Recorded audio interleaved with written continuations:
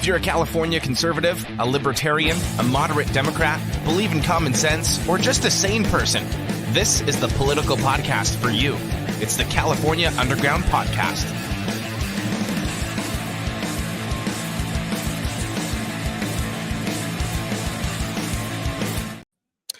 What's going on, everybody? Thanks for tuning in to another episode of the California Underground Podcast. We are here live at the California GOP Convention 2024, deep in the heart of the beast. We are in Burlingame, which is basically San Francisco at this point. It's like 10 or 15 minutes away from San Francisco, close to the San Francisco airport. We're here live on the convention floor. Hopefully we get to see a lot of candidates walking by. I think there's a big luncheon event going on right now, which is why there's not a lot of people walking around. When did you say Kristi Noem, I think, is the featured guest this year, right? Yes. I don't know if PETA is outside or not. I didn't see PETA, but when I drove in, but that was a while ago. So maybe they figured out when she was going to show up. So for those of you who don't know the story about Kristi Noem, she wrote a book, or ghost wrote a book. I'm sure she had someone ghost write her book. And it had a story about how she had to put her dog down because he was aggressive. But here we are. She's the big guest speaker. It wasn't like the last convention where we had Trump come in, and that was a big convention. Lots of people were there. But as always, with me, my trusty co-host, best and fastest researcher in the West, Camille, in person. Here we are on the convention floor. How are you doing? I'm good. I'm good. You're making me wear these ridiculous headphones, but I'll get through it. All the fun of doing a live podcast. So we are now live on YouTube, Facebook, Twitter, Instagram, Rumble. Something about Instagram says it cuts us off after an hour. So if you're watching on Instagram and it cuts out, make sure you go check us out over on YouTube and Rumble. That's where we'll be continuing to podcast. So any stories that we should get started on off the top of your head, we kind of are going to do. So the how we're going to do this whole show today, because we are going to span 3 hours. We're going to take some breaks in between because we do need to take some breaks. We're going to be interviewing candidates who stop by. We know some people were looking forward to chatting with us for a little bit, but we're also going to be kind of doing like rapid fire stories. There's really no theme to today's show, so we just have a whole bunch of stories we're going to talk about. So is there anything convention wise that we should know about right now? Well, I'm going to mention it is a smaller convention this year. Like you said, the last one we had Vivek Ramaswamy, Ron DeSantis, and Donald Trump. So that was obviously a very busy, very popular convention. This one's a little bit slower. A lot of candidates are campaigning. Mm-hmm. So I think only mainly just like local ones showed up. A lot down south they've got events going on. We're near the registration booth, and just a moment ago I was watching guys just spinning in his chair. Just to tell you how busy it is. And so I don't say that in a negative way, but it is definitely slower than the last one where we just had candidates literally lined up and we were like, okay, thank you next. And that's not the case here. Yeah. Yeah, it's always interesting to see the ebbs and flows of convention. If you've never been to a convention, it depends on what year it is. Is it a presidential year? Is it an election year? Because you got to think a lot of these candidates are trying to drum up support for nominations, for endorsements from the party. So it really depends on sort of the time of the year, what year it is. Obviously, the last one was really hectic because Trump was there. So that was a big one. It also depends on who they get to come for speakers. If you get a big name, usually a lot of people will show up. But, it is. Again, we're not trying to say it's a bad thing. We're just trying to give you an idea of what's happening on the convention floor right now. And if you're not here, what the feeling of the convention is. I think it's a little quieter right now, like I said, because there is that luncheon speaker. Before, when we were getting set up, we did get a lot of people who were walking by asking about the podcast, not really knowing what the podcast, and they're like, what's the podcast? What's it all about? So we also are been giving out these really cool stickers that Camille came up with. So people have been going nuts about the stickers. I am rocking my brand new Local Elections Matter shirt, which you were rocking yours last night. And I think we both got the same reactions. Like, you get a lot of people who kind of do a double take. They kind of look at it and they see it out of the corner of their eye, like, huh, is that BLM shirt? Oh, no, okay, it's local elections. Oh, that's pretty cool, man. Okay. So I've been walking around the convention. I get a lot of people giving me sort of the side eye right now. But show the shirt. and then tell them where to go. Go to californiaunderground.live, and then if you go to shop, right on there, it will take you to our full Teespring shop, which has all of our shirts, including a new one designed by Camille as well. It's that California is worth fighting for, as well as this one, Local Elections Matter. That's a new one.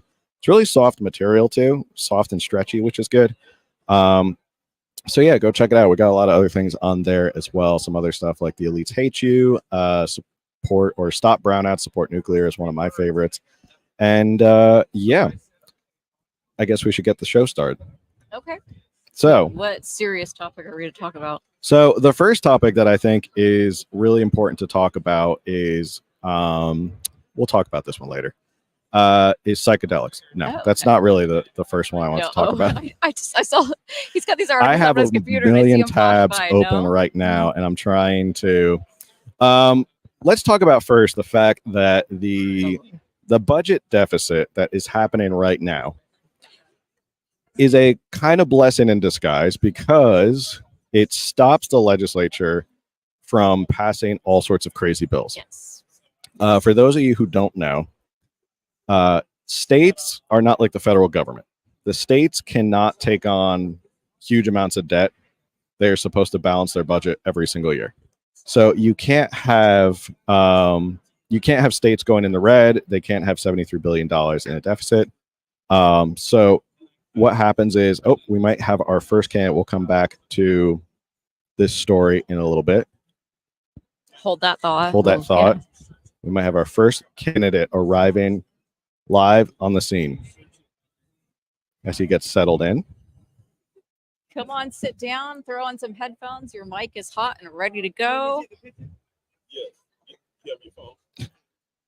Will you click on the videos? Yeah. So we can make sure he's in here. Perfect. We'll give him just a second to get settled. settled. Give him a second to get started. His wife is taking photos. I love it. Okay. Just make sure his microphone is on. You have not met Phil. I know we got a chance to meet each other last night. So, Phil, Ronald. And what's your name? Camille. Camille. Hold the mic a little closer, and then introduce yourself. Tell us who you are, what you're running for, what you're doing, and then we'll chat. Okay, Camille, I'm a first-time candidate. My name is Ron Edwards. Ronald is a proper name, but I go by Ron. And yeah, first-time candidate. No big name, no money, no volunteers. You're not alone in that. So you know what my situation is. So if anybody wants to help me, they can. Met you last night. I've been meeting a lot of good people. Lots of good people are here at this event. So God is blessing me and blessing all of us as we connect with one another. What seat are you running for? I'm running for the California State Legislature, District number 60.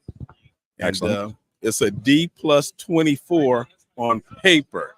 Okay. I emphasize on paper because, reality is different than on paper. Accounting, you can put stuff down on paper, but that's not how it's going to be in real life. So we're ready to flip this seat.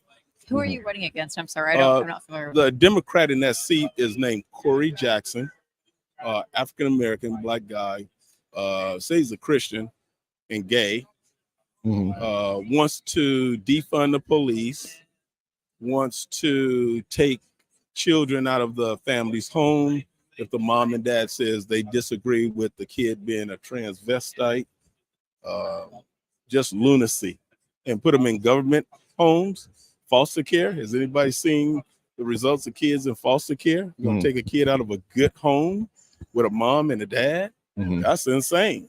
Yeah. That's insanity. Everything these Democrats are doing is insanity.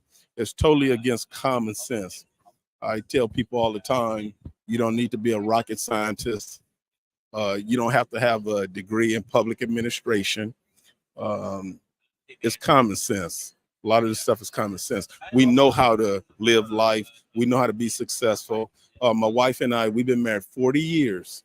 Congrats. I got 38 years federal government service, United States Army, United States Postal Service. My son graduated straight A student Calculus 2, Physics 2. He's at the University of Wisconsin-Madison, majoring in computer science. We know how to raise a kid. We know what kids need to be successful. They need a lot of things. They need stability in the home, number one. If the home life is in turmoil, that kid is going to have a lot of problems. A kid is supposed to love his mom, and he's supposed to love his dad. He's not supposed to hate his mom. He's not supposed to hate his dad. He's supposed to love both parents. You can't beat God's system. I'm a licensed minister, so I'm not even supposed to be here, I tell people, but God wanted me to be here. So that's why I'm running for this office, because California needs common sense, and there's a lot of things we can talk about when it comes to common sense. I tell people in a speaking engagement I just had a couple of weeks ago, I said, if you give me $320 billion with a B, I'm going to give you two things. Number one, I'm going to give you a receipt. Mm-hmm. Number two, I'm going to give you some change. Common sense. Mm-hmm. If you give me money to go buy something, I'll take your money. I'll come back with a receipt. And number two, I'll give you the change. Where's the receipt and where's the change in California? Yeah. $320 billion. And this is common sense, and foundational things are what we need to get back to. Mm-hmm. So if you're a baseball player and you forget your fundamentals, you're not hitting the ball over the fence. So you're going to go back down to the minors, and a coach like me or some other coach is going to teach you fundamentals. Those coaches down there don't have the big height like the big coach at the majors, but those coaches know fundamental things. So I've coached baseball, I've coached basketball, I've coached at the middle school level. I've coached.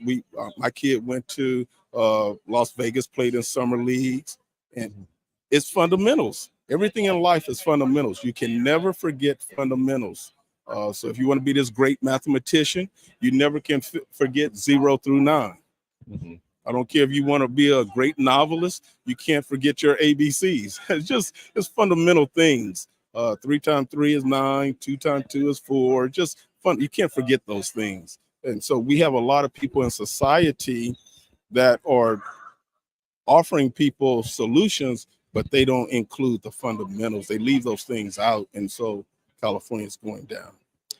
I heard a rumor, and I don't want to disparage, but someone said you were a former Democrat, now turned Republican. Is that correct? Or yeah, well, Republicans should be grateful to any Democrats, independent, non-party preference that comes over to the party. right. The whole thing that Republicans should be focused on is getting independents, Democrats, non-party preference to come over. Yeah. And then they should be celebrating those independents, no party preference, and Democrats that come over. Yeah. You should be, it's like I'm having a party and I'm inviting people to come over, and then when a person comes over to the party, you look at them cross-eyed.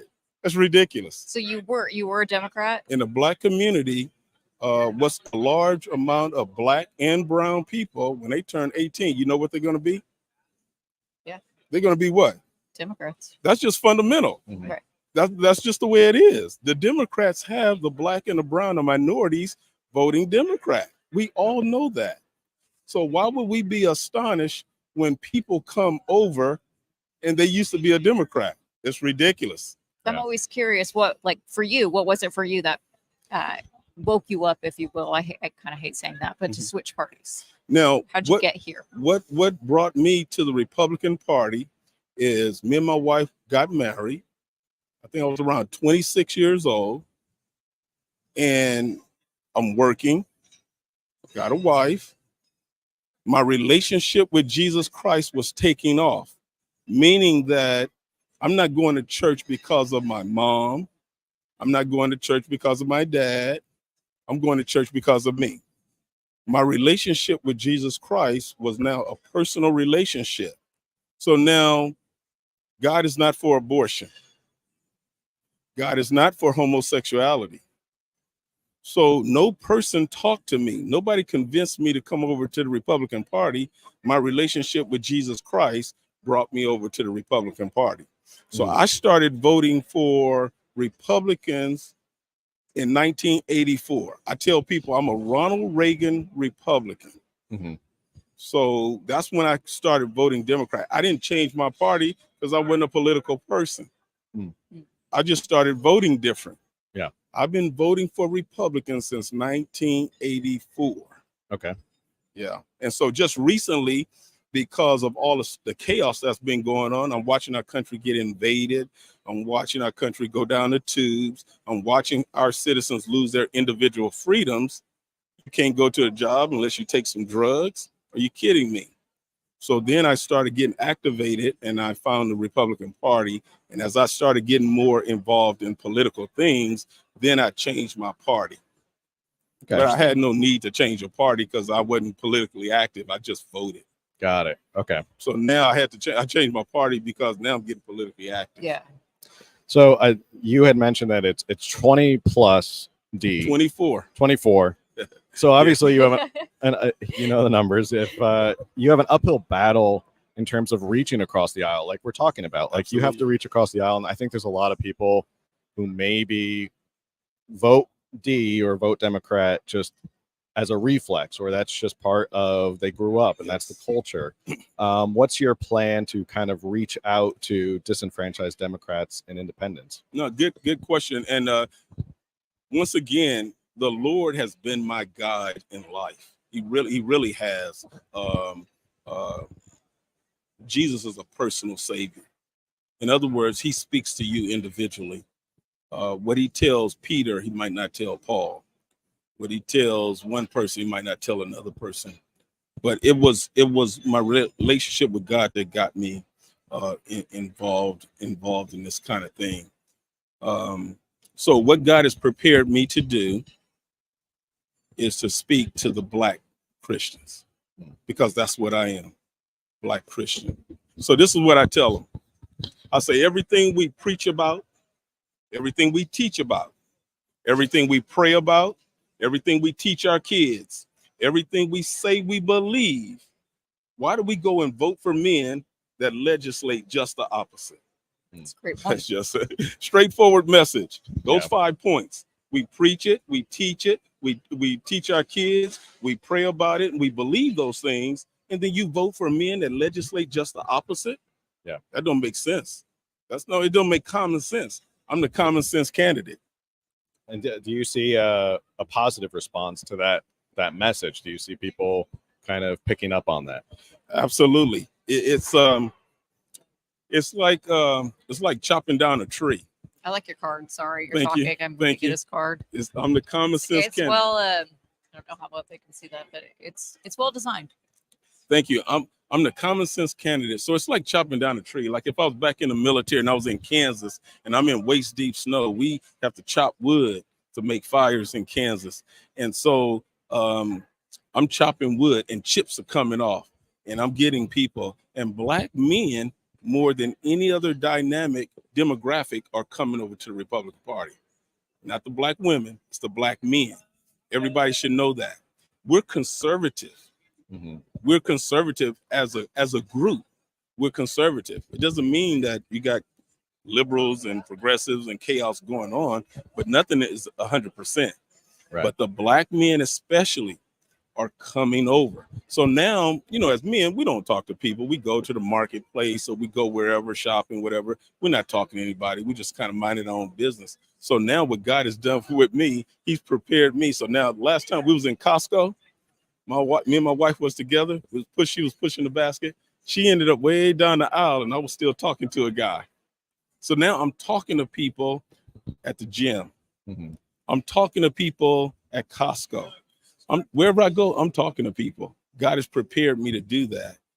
And so, yeah, people they're peeling off. They're peeling off. I got photos right now on my phone from Black men. That's like, yeah, man, I agree with you. Especially when you start telling them about the transvestite stuff, the homosexual stuff. This stuff is just not natural. It's not natural for human beings to men with men, women with women. It's just not natural. And we have to say these things because the left will say absurdities and they'll say it like it's truth. So the Democrats, they tell lies. Joe Biden tell lies, and they tell it like it's the truth. Gavin Newsom, he tells so many lies, and it's just like it's truth. And it's the opposite of truth. So we have truth on our side, and we need to proclaim it. And that's what I'm doing. So running for assembly, there's a lot of things wrong with California. I mean, we can go on all day what's wrong with California. First thing you would get accomplished if you were elected in the first, let's say, 60 days. What's the first thing you want to accomplish? Yeah, I'm not a professional politician. I'm not a guy that's like got all the I's dotted, T's crossed, and got this resume that's just so, and I got these points all perfect and things. But two things I see that's the problem that I will work on first. Number one is public safety. Mm-hmm. If you can't have things, property, possessions, and somebody can just take it from you, you have nothing. Mm-hmm. Somebody can just take your car. Yeah. Somebody can just take your purse. Somebody just take whatever you own. You have nothing. Yeah. So crime, public safety has to be addressed. We have to fund the police, give them the police dogs, give them the whatever other tool they need at their disposal. Mm-hmm. We need to support them. I would be the law enforcement candidate that will support law enforcement. We have to have laws. A civil society has to have laws. Mm-hmm. You cannot go squat in somebody's house. They got illegals coming here right now, getting government funding and food, phones, and everything else, housing, and then they go squat in people's houses. Right now, that's happening right now. You say, what? Are you? And people's eyes like, are you kidding? No, it's happening right now. We're squatters, and so the judges are coming down on the side with the squatters. Yeah. Because the people that's in power in a lot of places, they're the progressives and the globalists, and they're taking over. So number one would be crime. Number two would be public education. Public education, reading, writing, doing arithmetic. That's just basic fundamental things. You got to be prepared to help society, to be productive in society. I raised my son, and I never depended on the teachers to teach my son everything. We always worked. I taught him. We always work. I said, you can work 5 days a week, take 2 days off on a weekend, or you can work 7 days a week and do a little bit less, but you work all the time. Same principle. During the summer, we never take summers off. We work all throughout the year. We never stop working. So from the time he was in 7th grade, we were always at a Division I university. So he wouldn't be afraid of higher education. So we was at Division I school, 7th grade, 8th grade in the summer, 9th grade in the summer, 11th grade, always in school. Take him down to USC, take him to UCR, take him to the college up there in Moreno Valley. Those things, so we don't take any time off. And what I taught him, I say, RJ, if you're successful at school, you can be successful in real life, because it's the same thing. So you do your homework, you do your classwork, you do your projects. When you finish with all of that, I'm not talking to the teacher. You talk to the teacher and ask the teacher, can I do some extra work? If you do those things on the job, you'll be very successful. Yeah. Don't slack off. Always work hard. Would you be in favor of supporting school choice? I am. I was the school choice lead in Moreno Valley. Oh, okay. I was the lead. I led it. I stood in front of targets. I had police called on me, and I read them my rights. Yeah. You got to know your rights. If we can engage in civic engagement in the public place, in the marketplace of ideas, it's a public place, so you can speak. You're a citizen and engage. I was the lead on school choice. It's your money. It's taxpayers' money. I tell people politicians don't have money. They have your money. Correct. And you know what I tell them? I say, I want my money back. Yeah. Yeah, I think, I think to your point about how you've raised your son, I think school choice is one of those things where it allows parents to guide their children into schools that fit that goal of, different styles of learning, get them out of public education and focus on more of the results and let them choose. And I'm a big fan of the marketplace and let the free market choose where those tax dollars or where those dollars should go. And I think it's a good way to kind of cure this issue here in public, because I don't know, you know more about education, Camille. Where do we rank in terms of math in California? We're definitely at the bottom. I've seen 50th, I've seen 48th. Yeah. But somewhere at the bottom. So Sure. We're at the bottom for sure. Yeah, and then you think about the amount of money we spend on public education, the unions, especially the teachers unions. So tell us, where can people find you and support you and learn more about you? Well, I do have a website. The website's here. It's read it for us. Ronald Edwards for Assembly 2024.com. .com. This is the campaign name. And that's FOR, not the digit 4. So Ronald Edwards for Assembly.com. That's the website. I'm on social media. I'm on Instagram. I'm on Facebook. And yeah. Awesome. Oh, thank you. Yeah, I'm glad to be here with you guys. Thank you for being here. Thank your wife too. Thank you for got the video supporting him, and she's taking video and stuff. Absolutely. So That's important. Always having a supportive wife. Absolutely. What do they say? Behind every great man is a great woman. Absolutely. So, obviously. Well, obviously. Duh. So thank you again, Ronald. It's nice to meet you, and thank you for stopping by and chatting. So everyone who's watching and listening, check out Ronald if you're in his district or want to support him. Check him out. God bless Thanks for being here. Absolutely. Thank you, Nice Ronald. meeting you. Nice meeting you as well. Yeah, don't get all tangled up. I know we got a lot of wires all here. kinds of cords going on. His older brother. His older brother? Oh, okay. I see it. See, it doesn't matter how you look; it's how you dress. Exactly. Your parents always dress you alike. They're twinning. They're twinning right now. You can't see them. They're off camera. Yeah, we're having an off offline conversation over here. Some blue suits. Yeah. Yeah. I think we interviewed him last time. He was on last time. But he obviously won the primary. So he's on to the general. Come take a seat. No better time than the present. Come on down. Ron, is that your water? I'm sorry?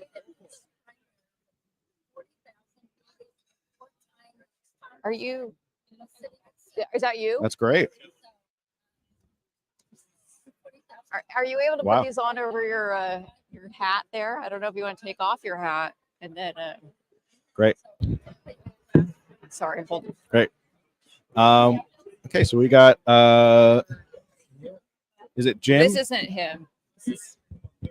Sorry, we made you take your hat off. I know. We're a little more professional. Oh, there we go. A little more professional this time. Yeah, it's tough to hear with all the background noise. Will you just tap the back of that screen? It'll go blank, and so if you just literally just tap the screen, and like that's it. Yeah, like like when the iPhone goes blank, you're just tapping it to like, thank you. Yeah, no, yeah, that's it. Thank you. Thank you. Okay, sorry. All right. Sorry. Next up, Jim Schumacher. Welcome back, Jim. We talked to you last convention. You were running for the primary, so you made it onto the general. Congratulations. Awesome. Before we get started, why don't you tell people what seat you're running for, where that's located? I'm running for, and it's Jim Shoemaker. Shoemaker. Yeah. Sorry. Not the German version. So, I'm running for the 5th Senate District, and it's in Northern California. It's in San Joaquin County and part of Alameda County, which we consider the Tri-Valley area of Alameda. It only encompasses the two areas and 100% of San Joaquin. It's just south of Sacramento County, and Stanislaus County is on the southern side of us. So right there, Central Valley. Okay. Where all the water comes from. A lot of farming comes from there too. Largest grower of walnuts and almonds. So we talked to you last time. You're moving on to the general election. Why don't you remind us some of your top priorities, what you're running on, and why you're running for this specific Senate seat? Well, where we are right now in the state of California and the circumstances that we're suffering through, mainly about our children, protecting our children from what the state's trying to do in our schools, and taking away parental rights to their children. Also, the crime issue is our second top-notch thing. I think that's really a concern throughout the whole state. In our area, it's right up there because they're putting many small business owners out of business because of it, and the prosecution situation. The other issue is the economy. I mean, bottom line, gas prices where they are now. I think a lot of people do have no idea how much gas prices affect everything that we do in this state, from our food costs to everything, because supply and demand requires trucks. And right now, as of another note, tomorrow on Sunday, what is it?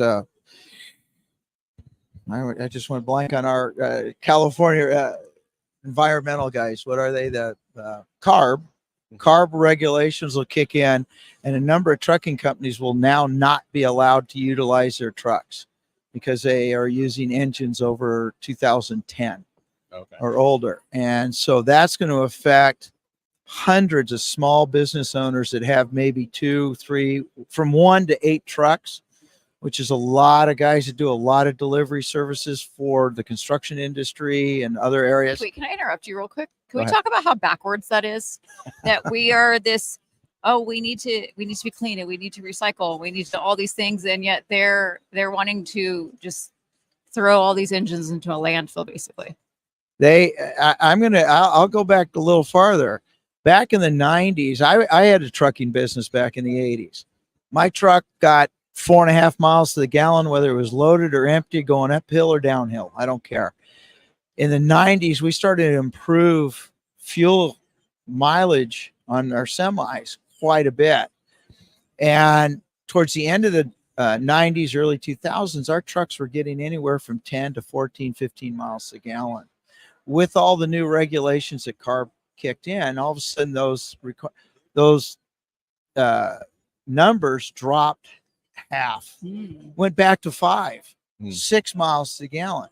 So now you're driving twice as far, supposedly saving CO2, and yet you're dumping twice the CO2 because you're using twice the fuel. So the same question, this is all nonsense. This is all about control and controlling the means of production and everything else that we have. So, and energy. How do you go to electric batteries when we don't produce enough energy to supply the need? Well, it's kind of like this ridiculous idea that they want trucks to be electric by a certain amount of time. But my wife, she works in the trucking industry. Okay. And she tells me all the time, she goes, that we don't have the technology. So the state is telling us you have to be done by 2035 or whatever. They keep pushing it back.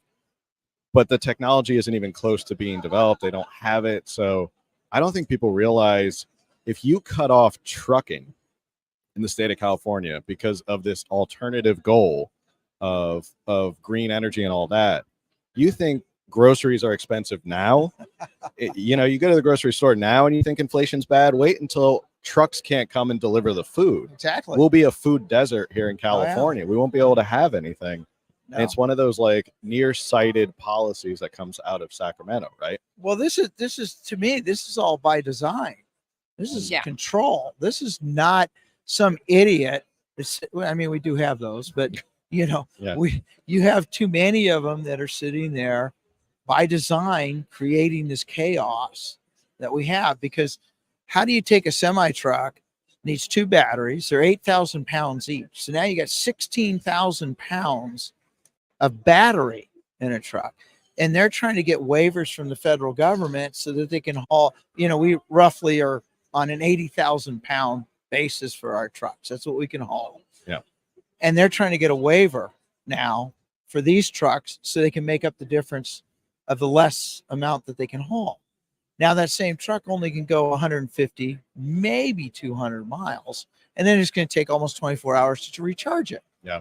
So outside of the infrastructure, we haven't built any power plants. Mm-hmm. We're taking power plants out of service. I mean, even our goofball governor realized if he shuts down the only nuclear power plant we have, you're going to lose 12 to 13% of electricity in the state of California. Yeah. And so they can't do that. We don't have any replacements. And this is where the people have got to realize they got to quit listening to these people. One, what is the CO2 level in the atmosphere right now? It's 0.04. Mhm. At 0.02, we start dying because everything else will die. Mhm. You know, all our trees, plants, and everything else. So you're going to tell me we're going to panic because of that percentage of CO2 in the air? If we had more CO2, we will green everything because that's what the plants that we live off of will survive. But the state of California, because of the regulations and the rules and everything that they've created, they're putting small businesses out and they're wiping out everything that we have. And along with crime, you know, they want to get rid of, you know, the only way for normal people to protect themselves is, you know, by getting rid of the guns. And it's like, but you're not willing to lock up criminals or, you know, prosecute any of these people. So I always find that kind of contradictory, that the policy out of Sacramento is, well, we want everything to be green and running on electric. Yeah. Yet we keep shutting down things that produce electricity. And while they say, oh, we have solar panels and wind panels and all that stuff, it's nowhere as close as like nuclear power. And you can't have one without the other. So you're trying to make this goal of, well, everything needs to be electric. We want our cars to be electric. We want our trucks to be electric. We want our lawn mowers to be electric. I mean, they just banned gas-powered lawn mowers and lawn care equipment. But there's not enough electricity, and the grid can't even handle what we have now. They're telling you, don't charge your electric car.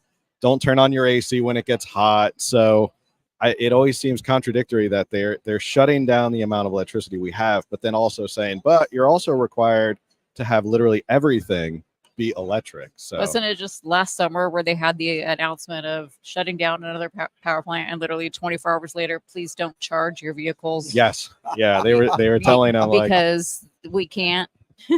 Yeah, they told you don't charge your electric vehicles because the grid can't take it. And so what are people with electric vehicles supposed to do?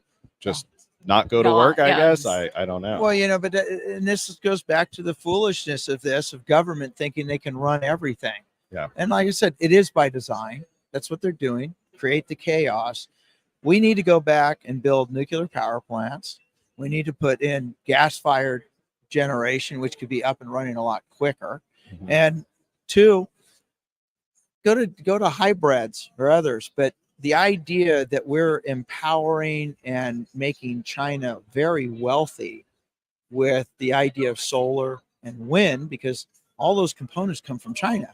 Mm. So we're not supporting our own industries. You look at the windmills, you're dropping 30 tons of concrete in the ground, roughly, I think, between 10 and 15,000 tons of steel for the rebar. And then that takes all those trucks. Yeah. That takes the excavators to dig the hole for it. And you're utilizing all this equipment that, as we said, we don't have in electric. So going back to, I mean, we can continue on the energy issue and specifically about oil here in California.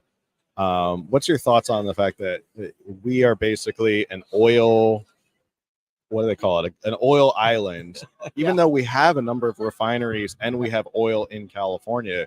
Instead, we import it from Ecuador or Latin America. What's your thoughts on the fact that we just don't even drill for oil in California? Well, we like to get oil from our adversaries, and so we can spend more.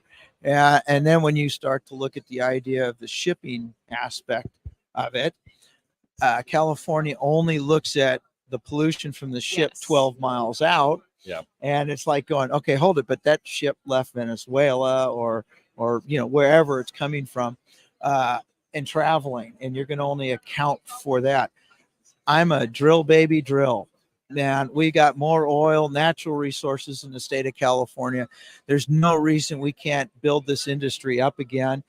They talk about all the jobs in the green energy.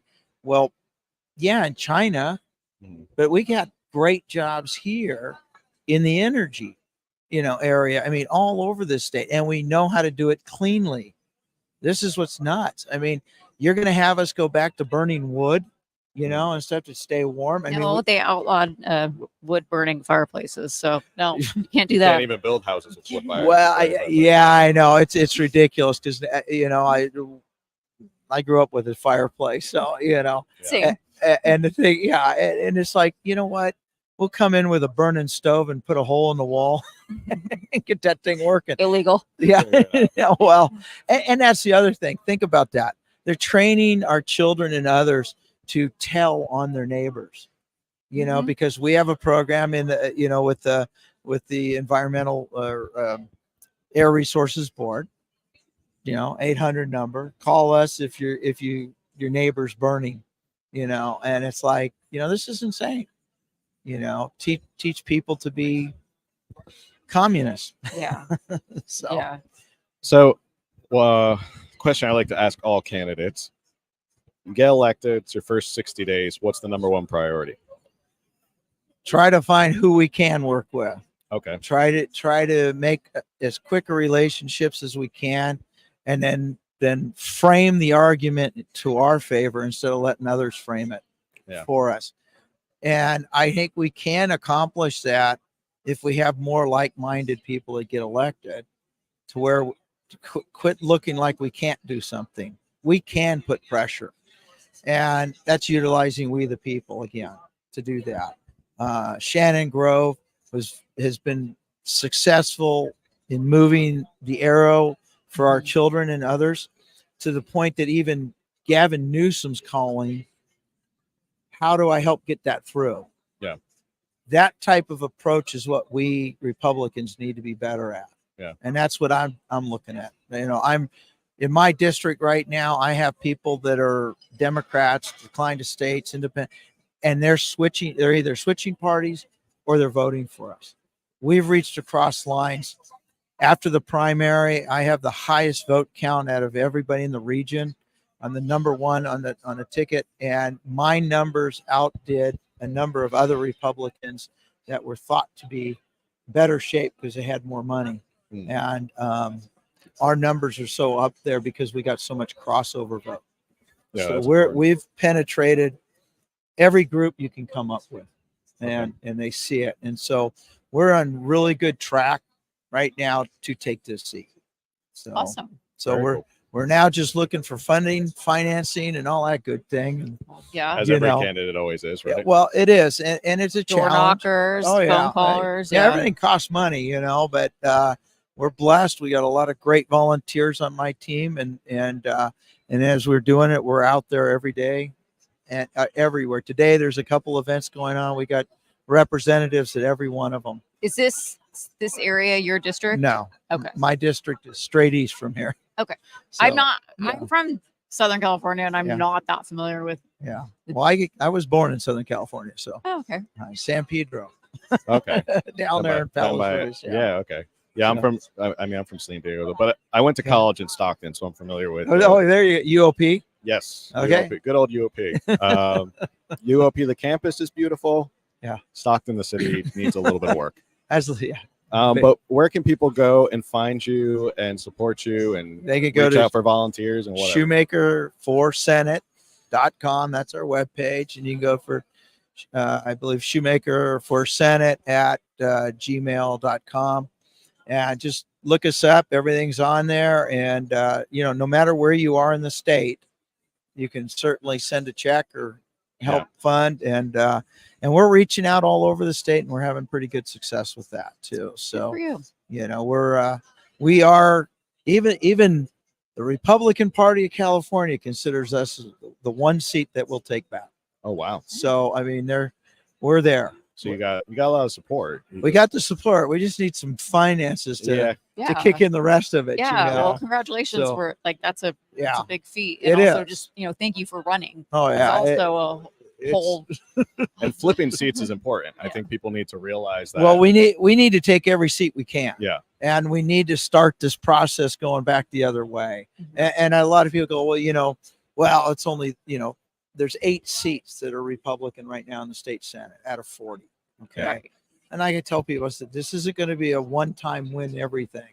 This is going to take us probably 3 election cycles. Would be my feeling that if we can keep people motivated and show that we're doing what we say we want to do or going to do, and show that effort, and not just keep compromising away, because there's nothing left to compromise. We've given away everything. True. Yeah. And I'm not about ready to give any more rights away. So we need to. I keep hearing "hold the line," and I'm like, "Where's the line?" I feel like it No, like the fell line got off into blurred a the long time ocean, ago, and like so- it's gone. No. What line are we holding? I don't believe in I don't believe in defense. Yeah. I believe in offense. The only way you win anything is an offense. So we need to be forward. We need to be out there. We don't need to compromise our values, because the people realize when you have a belief and you believe in something and you follow through on it, you'll have more respect from those that even oppose you, because I have had that. Yeah. I haven't compromised anywhere I stand. And I stand on everything that's right, because as a Christian and a believer, I know God's going to judge me in the end, and I'm more scared of that than I am anybody else. So, and as Republicans, we should have no fear.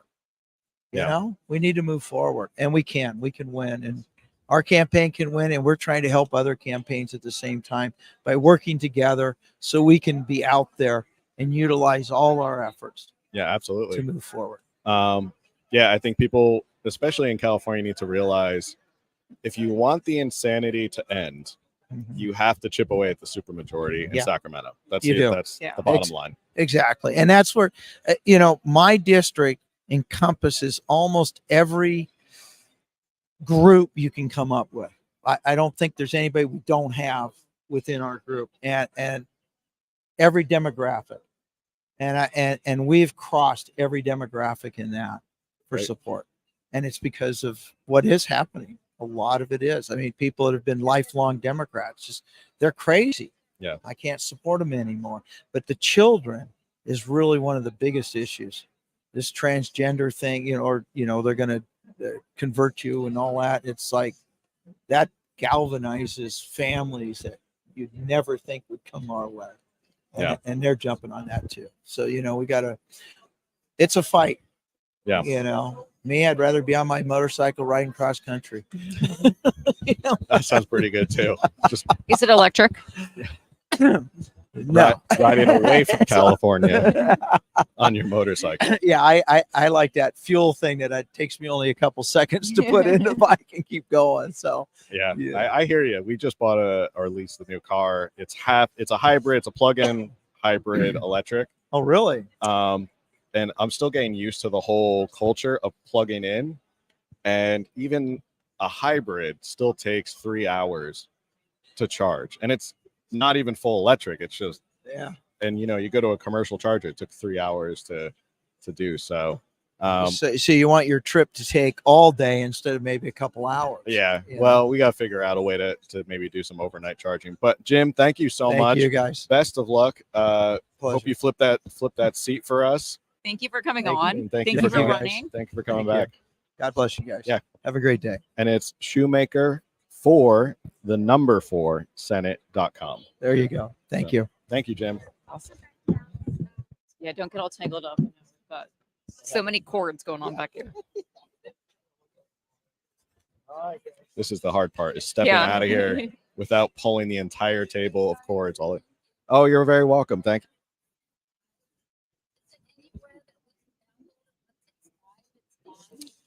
No, it's going to be up on YouTube, Rumble.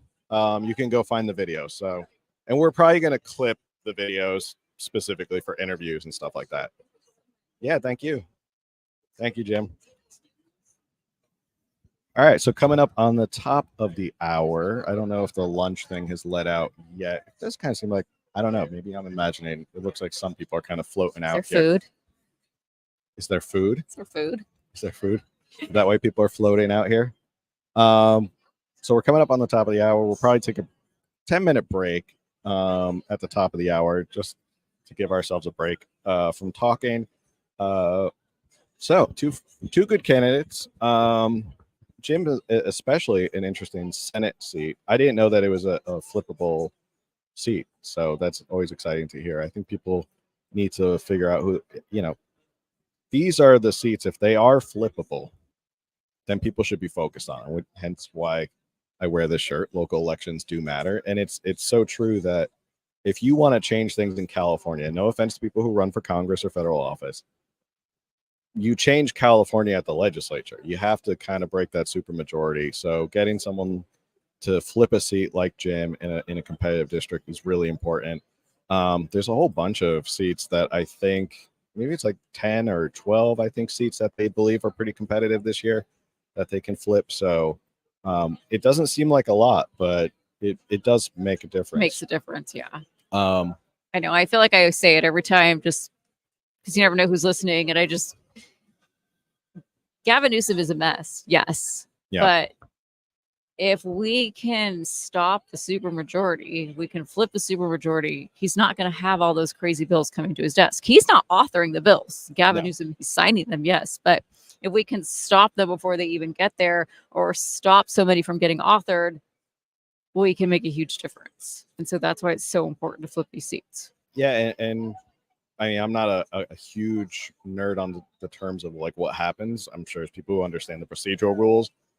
But it does make a big difference when you break that supermajority and then they have to start negotiating with the other side. It's not as easy to pass the crazy bills that you hear. Now, granted, a lot of these crazy bills, and we're going to talk about them in a little bit, probably on the other side of this break.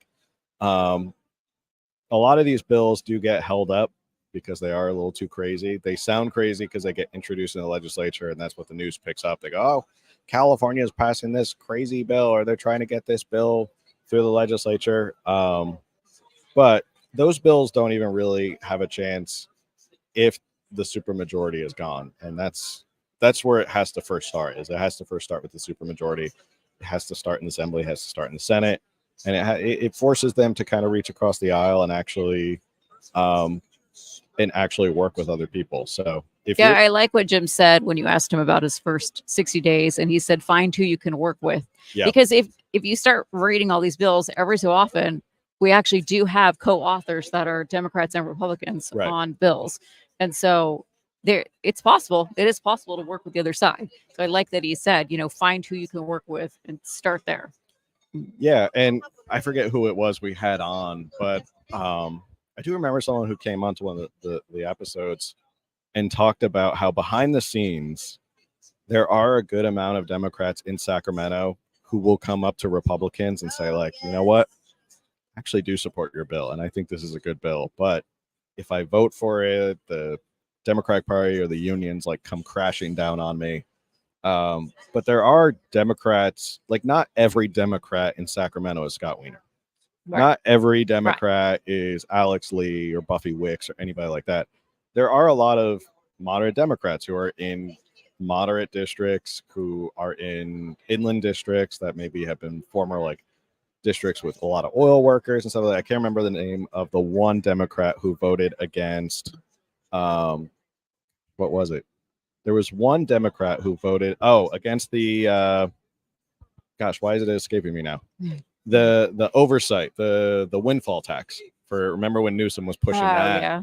And it was in the Assembly, and this one Democrat voted against it. I forget who it was, but I remember we were like, let's have them on the podcast. Yeah, we were like, we should get this person on the podcast. Yeah, because they're from a district that was heavily, had an economy heavily into oil and gas and all that. So to her, she was like, this is going to kill jobs. Like, I can't vote for this and hurt my constituents. So there are Democrats out there in Sacramento is what I'm trying to say.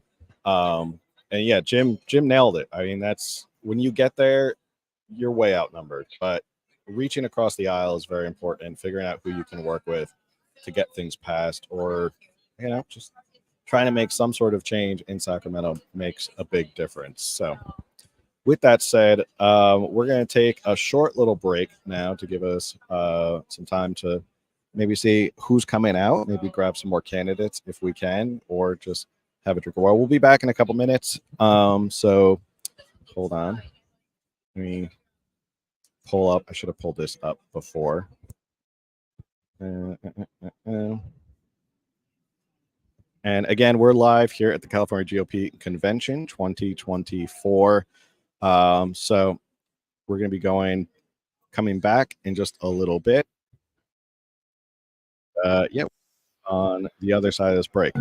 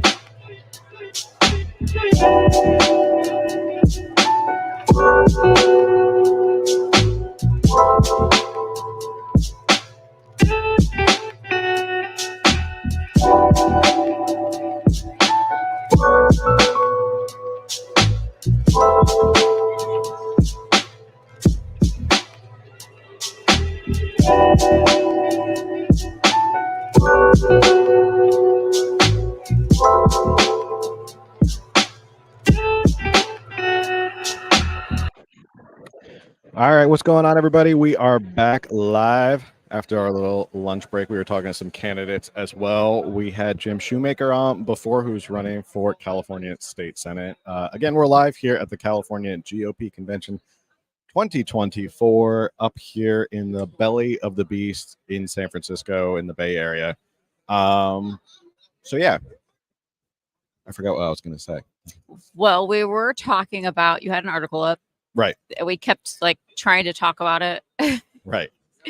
So now if you want to go through your 643 tabs and find that one specific article. One specific article. Right. So, and before we went to break, we were talking with Jim Shoemaker about the importance of breaking the supermajority and the fact that those crazy bills are harder to see the light of day if you break that supermajority. And we're going to go over some bills right now. The silver lining of the fact that the state is utterly broke and has a $73 billion deficit. I mean, it depends on who you ask. Newsom says it's $50 billion. The legislative analyst office says it's about around $73 billion. Even 1 billion. Even 1 billion. It's too much. Is still too much. And like we were saying at the top of the show, and Ronald joined us, states cannot have a debt. They can't be like the federal government that can run up $31 trillion in debt. States have to balance their budgets. They can't have on a whole bunch of debt. So they are forced to make these hard decisions. So these crazy bills that you see get introduced in a year like this year, a lot of those crazy bills don't see the light of day because of the fact that there's no money and because they would be highly unpopular. Right. What do they call I forget what the name of the file is. Is it the suspense file? The suspense file, yes. Yeah, they put a lot of controversial bills or bills that they're trying to effectively kill. They put them in the suspense file. We're going to go over a couple of them right now. This is from Real quick, I don't know exactly how it works. I don't know if you do, but it's something like if they're going to cost the state over a certain amount of money, or I don't remember exactly how it works. I was trying to figure it out, but it's basically, I think they put a few hundred into this suspense file. And so it's kind of dead for now, at least, but could be dead forever.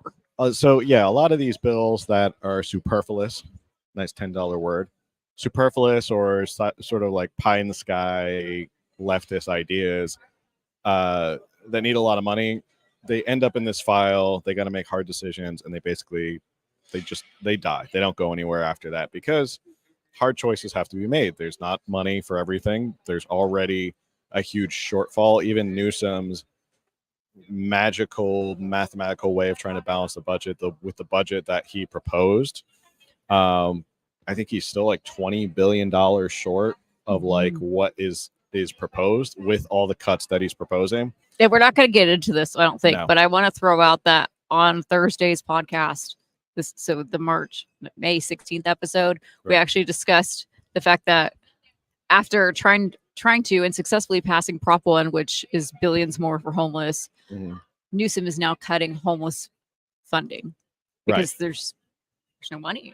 Yeah, so there's a lot of stuff that he's already. So it is kind of funny that we approved this proposition to borrow $6 billion, but now we're cutting way more than $6 billion for homelessness. So in the end, I think it became a wash. Like, sounds like it. So instead of actually just cutting and figuring out where the money, like we were spending the money, we were spending way more than $6 billion in the budget for homelessness. And then they want to borrow $6 billion. So now we're on the hook for borrowing $6 billion, which will end up probably being around $10 billion with interest rates the way that they are. And now we're ending up going backwards and cutting homeless spending. So it didn't add to the overall spend of homelessness, I guess. But it's for this specific program. So it just goes to show how backwards this all is. And again, I think if Prop Prop one had been on the November ballot, I think it would have been defeated based on the current budget and the numbers we talked about in the episode about the homelessness spending. All right, let's get into some of these bills that are dead in the water thanks to there being a budget deficit. This is from Cal Matters. California's staggering budget deficit squashes hundreds of bills. California's budget crunch is forcing the legislature to scale back its agenda this session with bills to legalize psychedelic therapy, offer Was that was Scott Wiener? I think that was Scott Wiener. Yeah, he's big on the psychedelic therapy. Offer reparations to the descendants of enslaved people. Wait, I'm sorry. The reparations were. Yeah, we're still doing the reparations. But I thought now we're throwing them out. There's some. So this was, I think, cash. Like they wanted to give money. So there's another article we're going to talk about regarding. There was one bill that did pass, which I don't think costs us any money. It's a formal apology from the state of California. Okay. But there's still 14 other bills out there in regards to reparations. I keep interrupting you, but was that letter, "We're so sorry for never enslaving slaves as a state"? I don't think they've released it yet, but I think the idea is that there's supposed to be a statue or something with a formal apology. Okay. From the state of California. And again, for those who are not history buffs, California was never a slave state. We were added as part of the Union. So I guess that's why people find it really ridiculous that California is taking this up. But anyway, offer reparations to descendants of enslaved people, require more transparency around who is paying for lawmakers' sponsored travel among the early carnage. Facing estimated deficits of tens of billions of dollars over the next 2 years, leaders of the legislature's appropriations committees said today that they had to make especially difficult decisions as they held or amended hundreds of proposals with a significant cost during the biannual culling process known as the suspense file, though most of the bills in each committee still passed. Turn off your mic. I don't feel like I'm hearing it come through real strong. For me, turn up my mic? Yeah. Is that better? Yes, that is. Much better? Okay.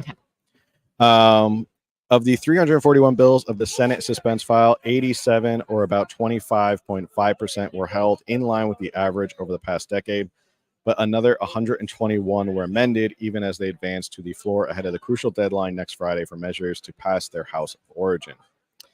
This is from Buffy Wicks. She said, quote, "We have an obligation to balance the budget here in California. We can't go into debt."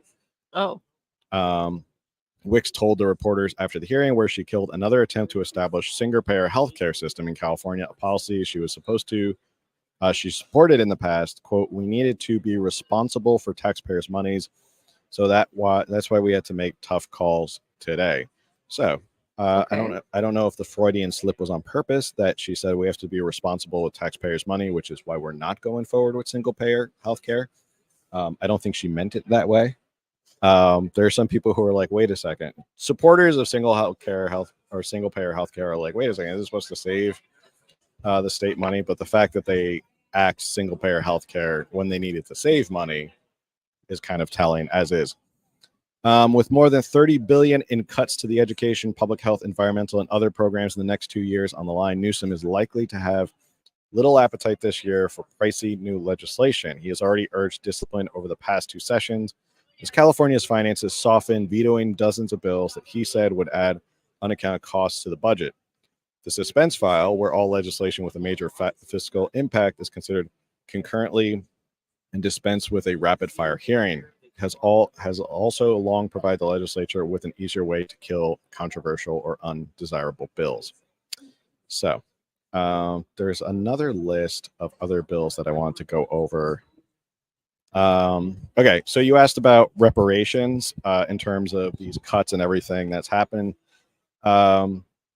After all this, it says, this is from the AP, it says, "It was a good day mostly for proponents of reparations for Black Californians. The state assembly overwhelmingly passed a state apology for the legacy of slavery, and the Senate Appropriations Committee advanced several other proposals to rectify harms against descendants of enslaved people.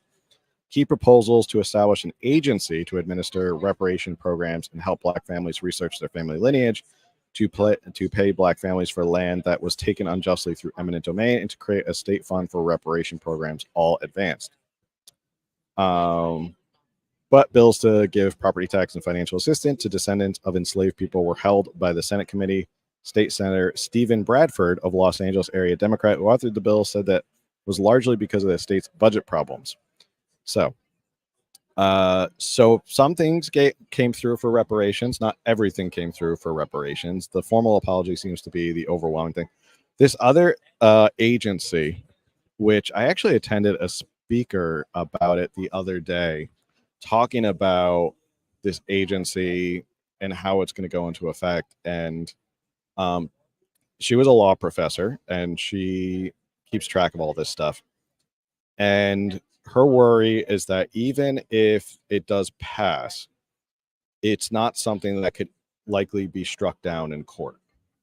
It's not. It's not. So Okay. she says she would not feel confident that even if this did pass, where there was an agency that gave preferential treatment based on race, or I think they're including everything now. It's like race, national origin, all that stuff, gender, that it would not be struck down in court in California. So if it's something that you think is, well, it's glaringly obvious that it's, illegal or unconstitutional to equal protection, we're not supposed to give preference based on race, gender, or anything like that. Her concern is that it would still go through in California court. I think it's ACA 7 is what they're trying to establish. And they want this agency to help those in California determine whether they were descendants of slaves or whether their family was here prior to 1900. So even if you don't establish that you are a descendant of slaves, they want you can still qualify for the preferential treatment if your family was here prior to 1900. Okay. So that is still likely to be pushed through. The formal apology is going through right now. Obviously, I don't think cash payments are going to happen anytime soon. Well, we're broke. Well, we're Clearly, broke. the Democrats are admitting it at this point. Yeah. So cash payments, I don't think are coming through. I know that's always seems to be at the top of the list for a lot of these reparations committees, like San Francisco and the state all said the top thing was we have to give cash as reparations. So now they're trying to find different ways to pay reparations outside of just cash payments. And we don't have it in the budget. That's not going to happen. I don't think it would be a political winner for Gavin Newsom to sign off on to give cash reparations. But it is interesting why California is taking the lead on this. I mean, I know it's not surprising California is taking the lead on this. I mean, it is, but it is interesting why California is taking the lead on this, as if it's going to be. Do you think this will start a trend across the country of people saying, well, California did it, so we should do it? Like other blue states are going to start doing this as well. Yes, I do. And because you and I always say on this show, as goes California, so goes the country. Right. And so we do seem to be sometimes New York's ahead of us, but we do seem to be the leader of the California way, as Newsom says, in many of these kind of absurd, extreme issues. Yeah. It's they push this stuff out. I feel like a lot of times they push these ideas or things, they try them out in California. And again, we keep coming back to what Jim was saying and what we always say on this program. They try these crazy ideas out here in California to see if they work. It's almost like the canary in the coal mine. They'll try them out here in California, and if it's too radical even for California, they kind of back off nationally. They're kind of like, okay, if it doesn't work in California and we can't get people in California to get behind it, maybe we're some years off. Yeah, we're like the test dummy state. Yeah. But then I feel like even like they'll test something that's kind of crazy, and then it goes away because everyone's like, no, that was too crazy.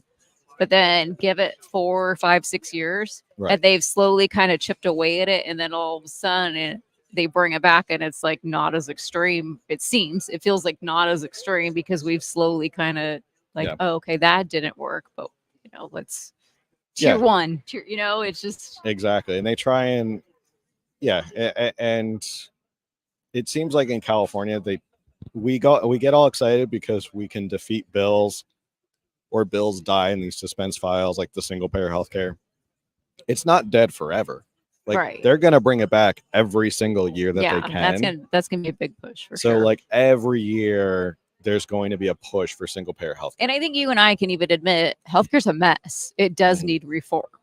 Right. But no, I don't believe this is the answer. Right. But because I think the majority of people do believe the same thing, that as they continue to push this issue, they will be like, well, yeah, I see why that's needed. I want that. Yeah, and I think they have the benefit of a state that is so deeply blue. They can try these ideas out over and over again, where they may try it one year and then all of a sudden it doesn't work, and they can kind of go back to the drawing board. They can look at the tea leaves. They can say, okay, what messaging worked, what didn't work, and then they come back next year and they try it again and they try and change it up. Right. Like last year, was it last year or 2 years ago? It was Prop 16, which was they were trying to remove part of the Constitution that made it unconstitutional in the California Constitution, not the U.S. Constitution, California Constitution, that you can't differentiate or give preferential treatment based on race. That was basically the thing. And Prop 16 wanted to get rid of that. And then I think people found out about it and it lost overwhelmingly in California, of all places. But that didn't stop them just because we voted Prop 16 down. They just went back to the drawing board, and now they're coming up with these agencies, or they're like, well, we're going to change the language. We're going to try, like, and that's what makes California politics so tough, is that every year there is an issue or there is a bill that you think you've killed or that it's done for, but they'll just come back like next year and keep trying the same thing over and over again. Yeah, I think even with the psychedelics, isn't this the second time it was pushed through? Yes. Yeah. This seems like a similar bill that Scott Wiener, I think the second year in a row, he's done the whole psychedelic bill, psychedelic treatment bill. And it's not legalizing psychedelics, it's legalizing the use of psychedelics in treatment. So it didn't go as far as, let's say, like Oregon. I think Oregon legalized basically all drugs or decriminalized all drugs, including psychedelics, which, funny enough, they actually just went back on all that and actually recriminalized a lot of that stuff. But yeah, it's this stuff doesn't just, it gives us a breath. It gives us a moment to kind of take a breather and go, phew, okay, single payer's dead for this year. What's the next thing we have to fight? Because there's only so many resources. There's only so many volunteers. There's only so much news coverage you can give stuff. And it just seems like it's like an onslaught every year. And we do these legislative episodes where we go over like the craziest bills or the most impactful bills. It just seems like every year it's just an onslaught of bills and insanity that we're just like, I can't believe we're like passing this stuff. There was one bill, going off topic, well, sort of on topic, that did die in the suspense committee, which I thought was funny. And I actually kind of supported it, was the bill that employers can't text people after hours Or call after hours. I actually didn't think that was a bad bill. I think people, it's kind of sad that we needed that bill. yeah, I think yeah, you're right. I think that's mostly because of like what happened with COVID and the idea of like remote working.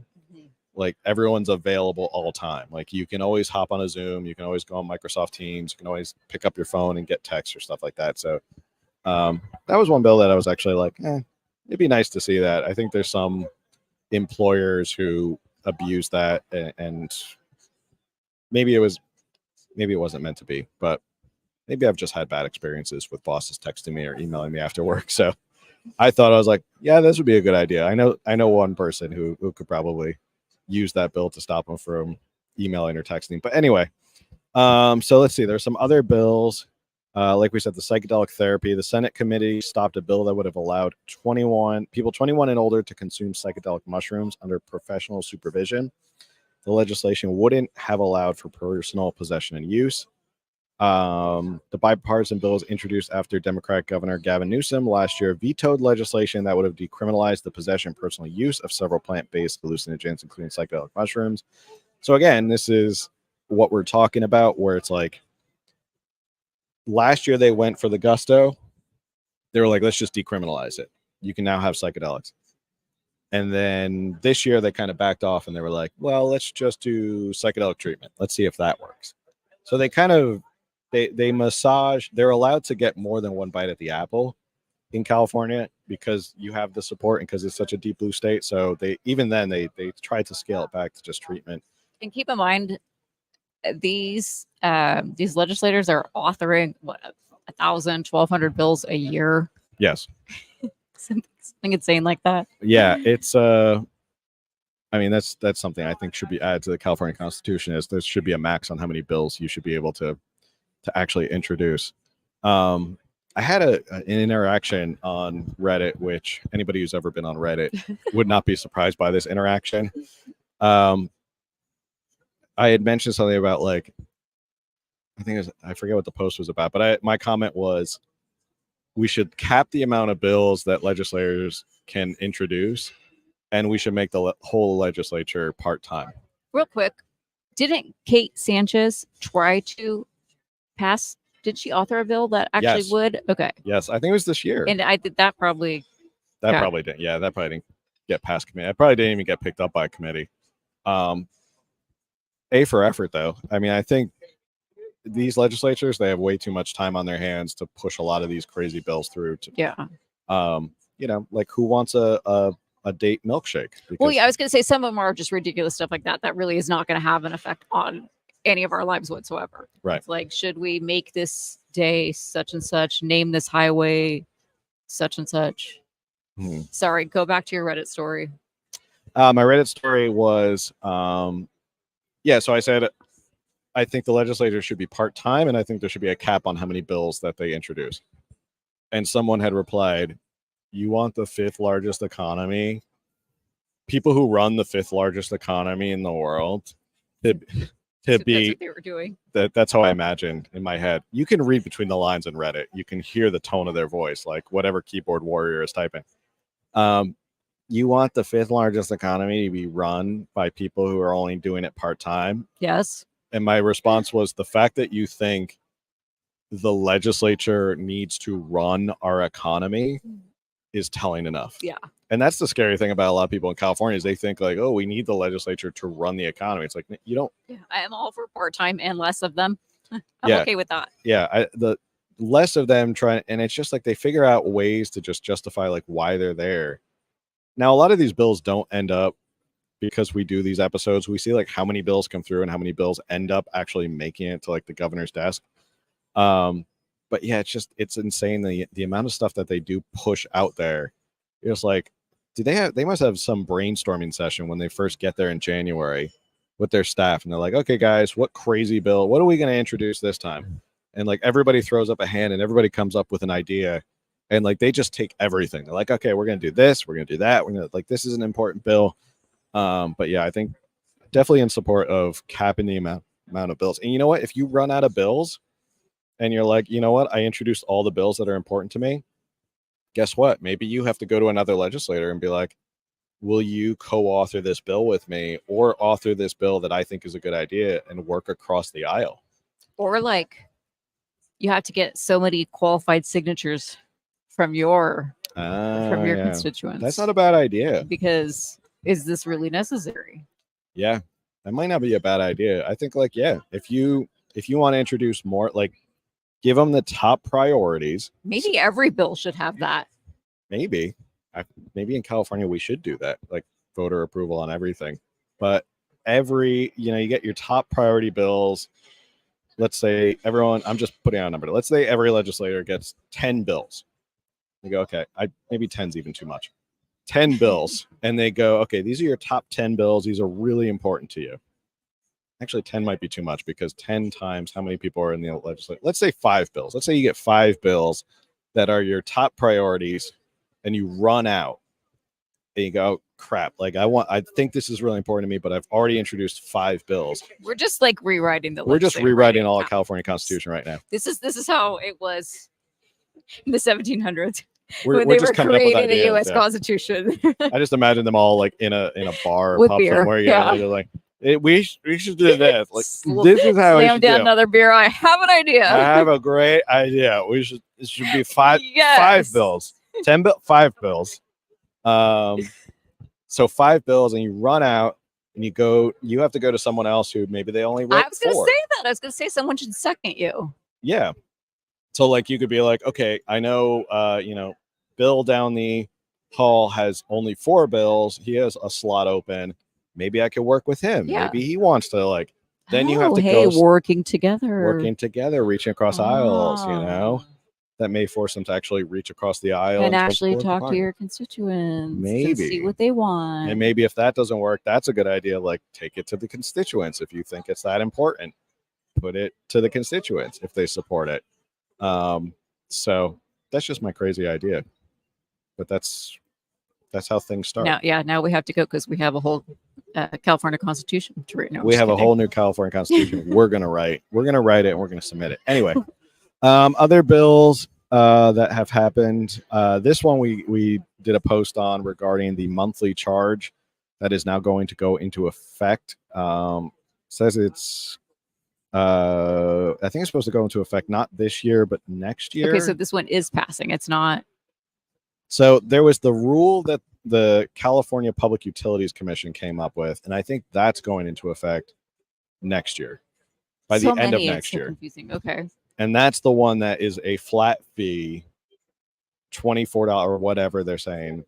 Oh no, it's going to be a flat fee, and then if you make more, they're going to charge you more regardless of how much electricity you use. And if you make less, you may not even pay for electricity. Okay. So, Good job with those solar panels, California. Good job. yeah. They saved you so much money. I'll be interested to see the amount of electricity usage going up based on income level when that actually happens. I don't know if they'll ever be able to release that data, but I can imagine if you were like, you're in this income bracket, you don't pay anything for electricity. Does your electricity usage go up, or do you think it's going to stay the same? Or it's just a weird way to kind of reward and punish people, because isn't the idea like we're trying to get people to conserve energy, and then you're rewarding people based on nothing to do with conserving energy that they could use as much as possible? Yeah. Like that doesn't seem fair at all. Doesn't seem fair. So, And they don't take into account too, because like I wouldn't be considered low income. Well, I personally don't make an income, but Your I stay household. home, my household, but there's 6 of us in the house. We have four kids. And mhm. so that's obviously a lot of us using electricity. Mhm. And so what are we just supposed to not have air conditioning because we are a certain income level bracket? Yeah. So my kids, too bad for you. You live in a household with X amount of income, or minimum, and so you can be all sweaty all night. Yeah, and if it's a flat fee, no matter how much you use, even at different income levels. So this is everyone even with solar, correct? Like this just I think across so, yeah. the board. Unless I don't know if they buy it back, or I'm not even sure how solar works. Like I know that some people sell their electricity back to the grid. Is that how it I'm works? sure they're going to stop. Yeah, I Probably. think if you're able to store it, if you're like producing more than you use and you're able to store it, you can get a refund. Yeah. They don't like the idea that if you want to charge your own private batteries, though, they don't like that idea. They want you to sell it back to the grid.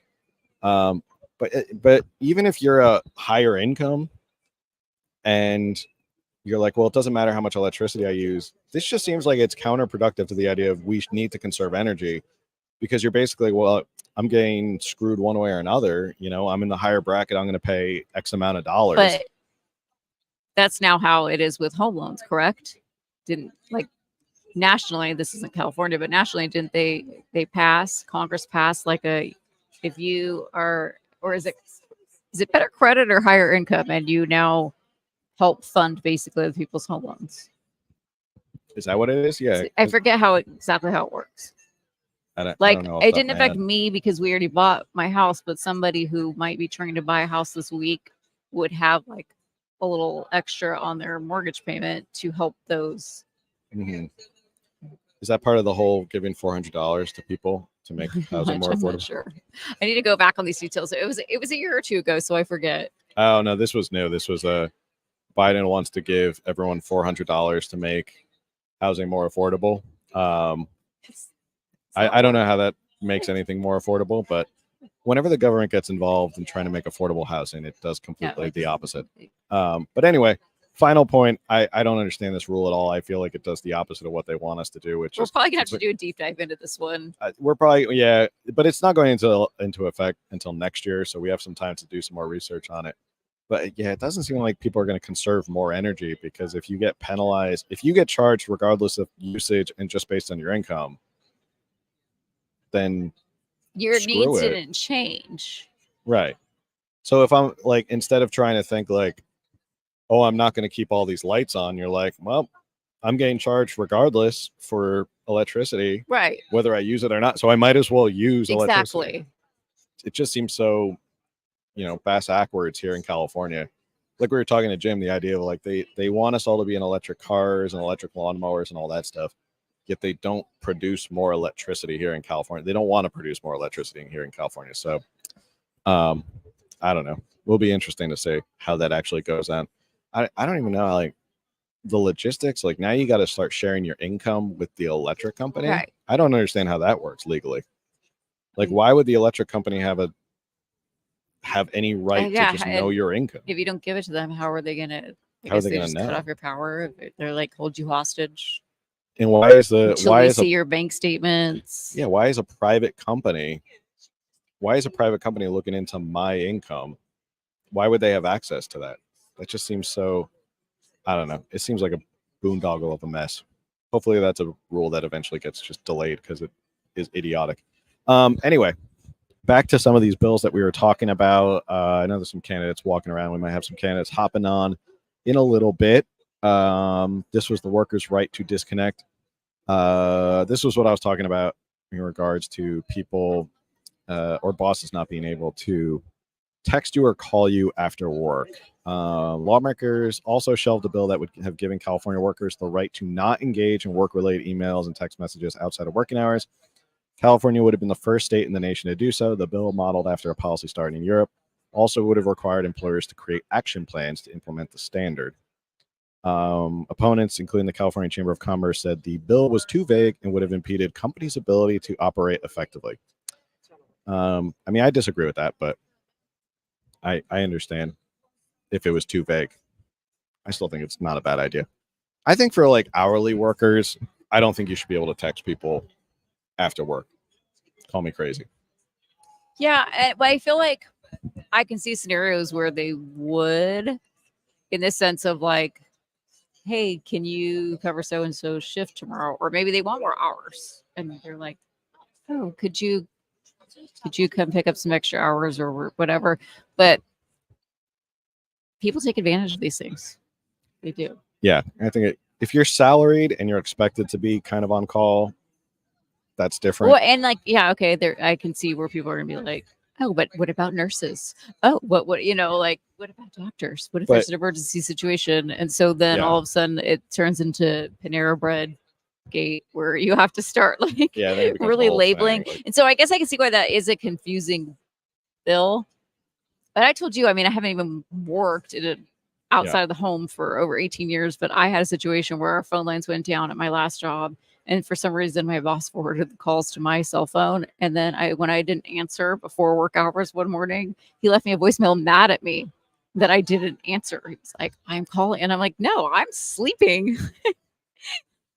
I'll be there when I'm supposed to be there. But right now, I'm not answering my phone. Looks like we have a video issue, but we'll get that resolved right now, as long as people can still hear us. So going back to the issue of the reparations, this is from California Globe. First of 14 slavery apology bills passed California Assembly. A bill that would issue a formal apology by the state for human rights violations and crimes against humanity on African slaves and their descendants was passed by the Assembly in a 62-0 vote on Thursday. Assembly Bill 3089, authored by Assemblyman Reggie Jones Sawyer, would provide that the state of California recognizes and accepts responsibility for all the harms and atrocities committed by the state and entities under its jurisdiction who promoted, facilitated, enforced, and permitted the institution of chattel slavery and the enduring legacy of ongoing incidents from which the systemic structures of discrimination have come to exist. In addition, AB 3089 would further provide that the state of California apologize for perpetuating the harms African Americans have faced and affirms its role in protecting the descendants of enslaved people and all Black Californians. The bill would also require a plaque memorializing this apology to be publicly and conspicuously installed and maintained in the state capitol. While many of the 14 reparation bills are not expected to pass, AB 3089 managed to gain traction earlier this year because of the symbolism of such an action. In 2 Assembly committee meetings this year, AB 3089 passed both with 0 nay votes, but with many Assembly members simply choosing not to vote as well because of the controversial nature of the reparations bill as a whole. Nonetheless, AB 3089 moved on to an Assembly vote on Thursday with a 62-0 vote, but with a nearly quarter of the Assembly also not voting on the bill as protest. We cannot possibly, quote, we cannot possibly move forward without acknowledging our role in evil behavior, said Assemblyman Jones Sawyer after the vote. Even though our state entered the Union as a free state, every branch of government has had a hand in perpetuating the oppression of Black folks. This bill is an opportunity to confront those tough truths in a meaningful way. So that's the bill that passed, AB 3089. How many you said there was 14 reparations bills? 14 reparation bills. And how many of them were thrown into the suspense file? I don't know specifically how many. I think anything with the cash payments, I think, was probably thrown in.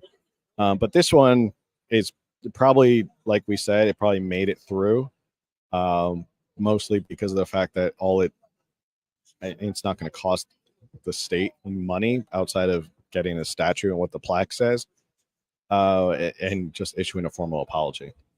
Okay. So, but it doesn't mean, again, that they won't try it again to try it again next year. So there you have it. If you thought the reparations committee wasn't going to get anything through, I would foresee this actually. What do you think? Do you think with Governor Newsom, the way things are going for him right now between the deficit, the audit of the $24 billion, his presidential aspirations being called into questions by like I think it's the New York Mag or the New York Times or something like that. Do you think this is a bill that he passes or signs? The apology letter or this apology letter and statute? I feel like that would pass. Okay. Because that's safe. Right. Like, I mean, are you and I really going to take up arms that they issue an apology letter? No. Like, I don't. We could be all, on Twitter saying stupid nonsense about why we disagree with it. And then we'll literally move on 24 hours later because somebody killed their dog. Right. So. Yeah. And there's something, this speaker that I was talking about, the speaker event that I went to, she made a good point, which is if you open this door and you have this formal apology, there are other groups, racial groups that have been discriminated against in California that would probably stand up and go, wait a second. Yes. Why are we going to get a statue and a formal apology? Right. And the one group she brought up was Chinese Americans and talking about how, their work on the railroads, how they were treated. There was a Supreme Court case, I think Yeek Woo, I think it was called, and I'm pretty sure that it's from a long time ago, San Francisco. Basically, the facts were, everybody reads this in law school. This is one of those famous ones. Basically, the story is that the city of San Francisco was discriminating against Chinese American owned laundromats. Okay. So like you had to have a permit from the city of San Francisco to open and operate these laundromats. And they found that like every Chinese American who applied for this permit was denied. Mhm. So there is a history of discrimination and abuse of Chinese Americans. I mean, you can even go, what about Mexican Americans?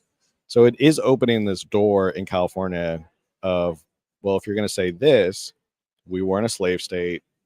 You know, we weren't like allowing slavery on the down low or anything like that. So it does raise this question of how many other groups are going to come forward and go, okay, well, where's our formal apology Yeah. now? But right now in America, who do you think, which race is the loudest right now as far as we've been mistreated? Which race would you say that is? Yeah, I'd probably say it's the African American community. So he's going to probably pass this because he's trying to obviously get their vote. Right. And politically, it makes sense for someone like Gavin Newsom if he's running for president, because we know that the Democratic Party does overwhelmingly have the support of the African American community. Like Ronald was saying, like he came from that community. He understands, you know, a lot of people who just they don't think of the other side. It's just they automatically become a Democrat. They don't maybe think about why they become a Democrat. But yeah, I mean, that's a great point, that this is such an alley-oop red meat thing if he's going to run for president, that he can say on the campaign trail and say California was leading the way and we're the first state to formally apologize for slavery and the wrongs and the injustices. Yeah, I think that does. I mean, obviously, I think that's a slam dunk for him. Right. Who knows?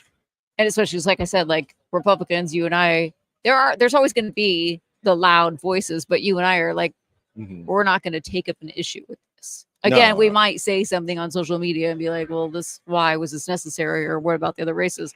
But other than that, we're going to move on, and we're not going to be like, this is the issue I stand on, and that this is the hill I die on. No.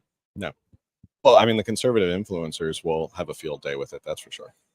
Yes. And you and I are not those people. So As much as, yeah, we try not to be those people.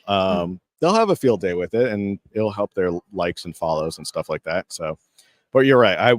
It's not going to like keep me up at night and think like, oh gosh, this is what our state is focused on. right. I'm more worried about the fact that like you can't buy a home in California. I was going to say, no you're cost. not thinking, oh, I need to get a second job because Newsom issued an apology. Yeah, that has no bearing on my life at all. Switching to No, I'm sorry, not to say that you're looking for a second job. I just mean this isn't. I'm not looking for a second job. I'm busy enough with my current job. I don't need any second jobs. So from one cheery subject to another cheery subject, you want to talk about this topic? You want to talk about unemployment rate here in California? Oh gosh. Speaking of second jobs, Speaking of second you job, couldn't get one if you wanted. It's funny enough, a lot of people are finding that these numbers are rising because people are getting second jobs and they can't afford the economy anymore. As job growth in California falls back, unemployment rate remains highest in the country. This is the LA Leading the Times. way. California's leading the way in unemployment. Leading the way. I California. know we're holding microphones. We can't do all of our politician hand No. gestures. But there was a sound. Maybe next time I do a sound button, there's like a sound pad on here. I can put Gavin Newsom doing the leading the way. Please don't. Every time that we do leading the way.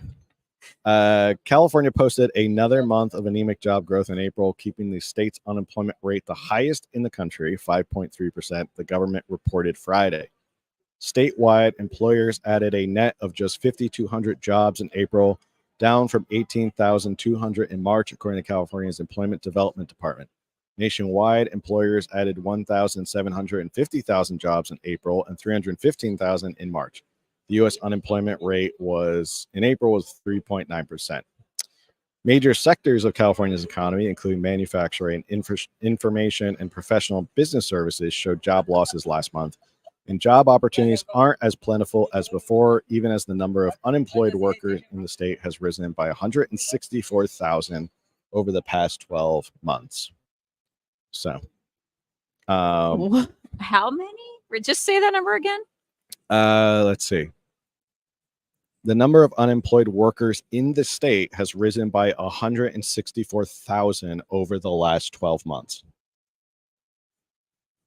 Okay, so now we have those people now aren't paying taxes. They can't get a job. We're not paying taxes. So what do you think happens here? Well, since California bases a lot of everything on tax revenue, the state falls further in. Which I think that's a big part of going back to the suspense file. Right. Is because they definitely had low numbers, the tax returns. Yeah. And for those who don't really, so California does, anybody who looks at their paycheck knows California taxes the heck out of you. A lot of California's revenue does come from the wealthy capital gains taxes, and the fact that the market and people left and stuff like that, the capital gains returns wasn't as great this year as they were expecting.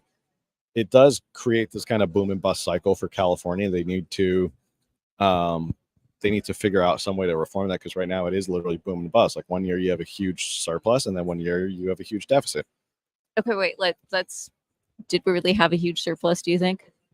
I think a lot of that was phony baloney math, because that was coming out of COVID, right? Didn't we have 100 billion surplus right after COVID? It was coming out of COVID. Yeah. Where and going back to transparentcalifornia.com, like we've been looking at so many of the numbers that were the paychecks just absolutely inflated 2020, 2022.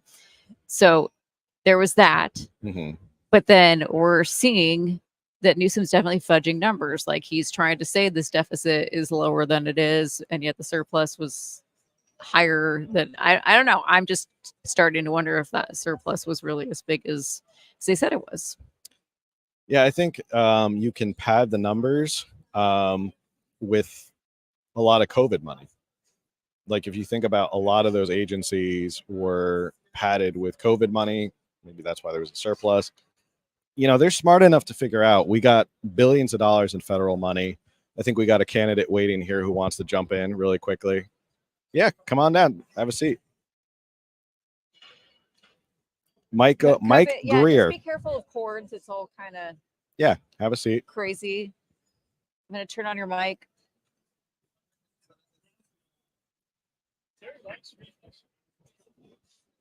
Mike is joining us right now. He's running for assembly. And then be sure to speak into the mic, which you're not doing so well. Oh, That's sorry. why. Sorry. Yes. Hello. Hello. Who are you? Introduce yourself. Okay. I'm Mike Greer, running for District 2 Assembly, which takes in from Santa Rosa over up to the Oregon border. 5-county area of parts of Sonoma, Mendocino, Humboldt, Trinity, and Del Norte County. Okay. So I'm just down here at the convention, and I appreciate this opportunity to talk to you. It's a district that has been under Democrat control for a number of years, and this is the year that we actually have an opportunity to win, because the district is actually 51% Democrat, 22% Republican. I managed to get the top votes in the primary. I was the only Republican running for it, and against 6 Democrats, including the Democrat Party chair, Rusty Hicks. Well, hey, who did not even get in the top 2. that's amazing. And so they spent $3.5 million fighting amongst themselves, and we were able to go ahead and get the top votes in the entire primary, which surprised a lot of them, especially the fact that we did get a 18 to 20% crossover vote during the primary. So what made you decide to run? Is this your first time running for office, or have you been in office before? I've been on a school board for almost okay. 20 years. Okay. I put, about 17 years spending time with the school board in Paradise prior to the fire. So I was a school board president at the time of the campfire. I ended up getting, we were burned out of Paradise, so we relocated over to Crescent City up in Del Norte. I spent the first year after the fire, though, because I was board president, getting the kids back into school, getting the schools rebuilt, and lobbying in Washington, D.C. and in Sacramento in order to get the funds necessary to help rebuild and get the district going. Then once I moved over to Crescent City, they needed a teacher for special education. I am a retired teacher, And so I went ahead and started doing special education over in Del Norte County for about 3 weeks before they shut everything down for COVID. Okay.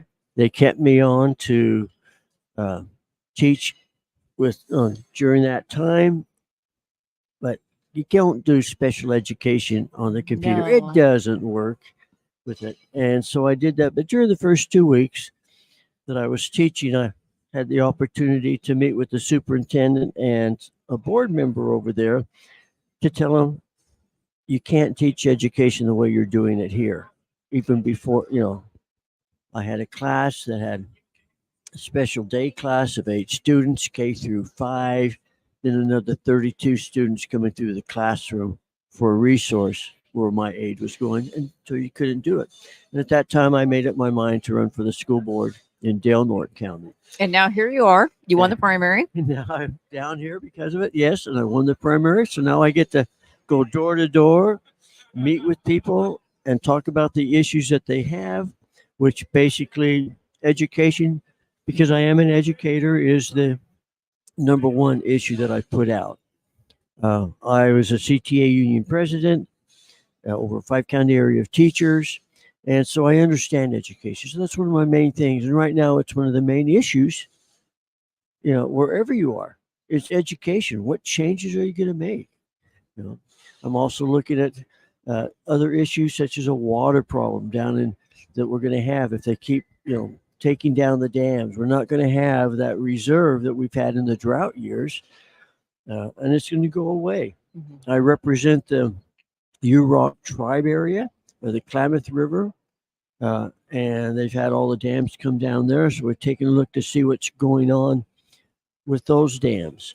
We've got the windmills coming in for energy. One of the big problems we have is the cost of energy, but we keep putting money into things like windmills that are the highest cost of energy, whereas our hydroelectric... You're not the first person to say that today, actually. Seems to be a common theme.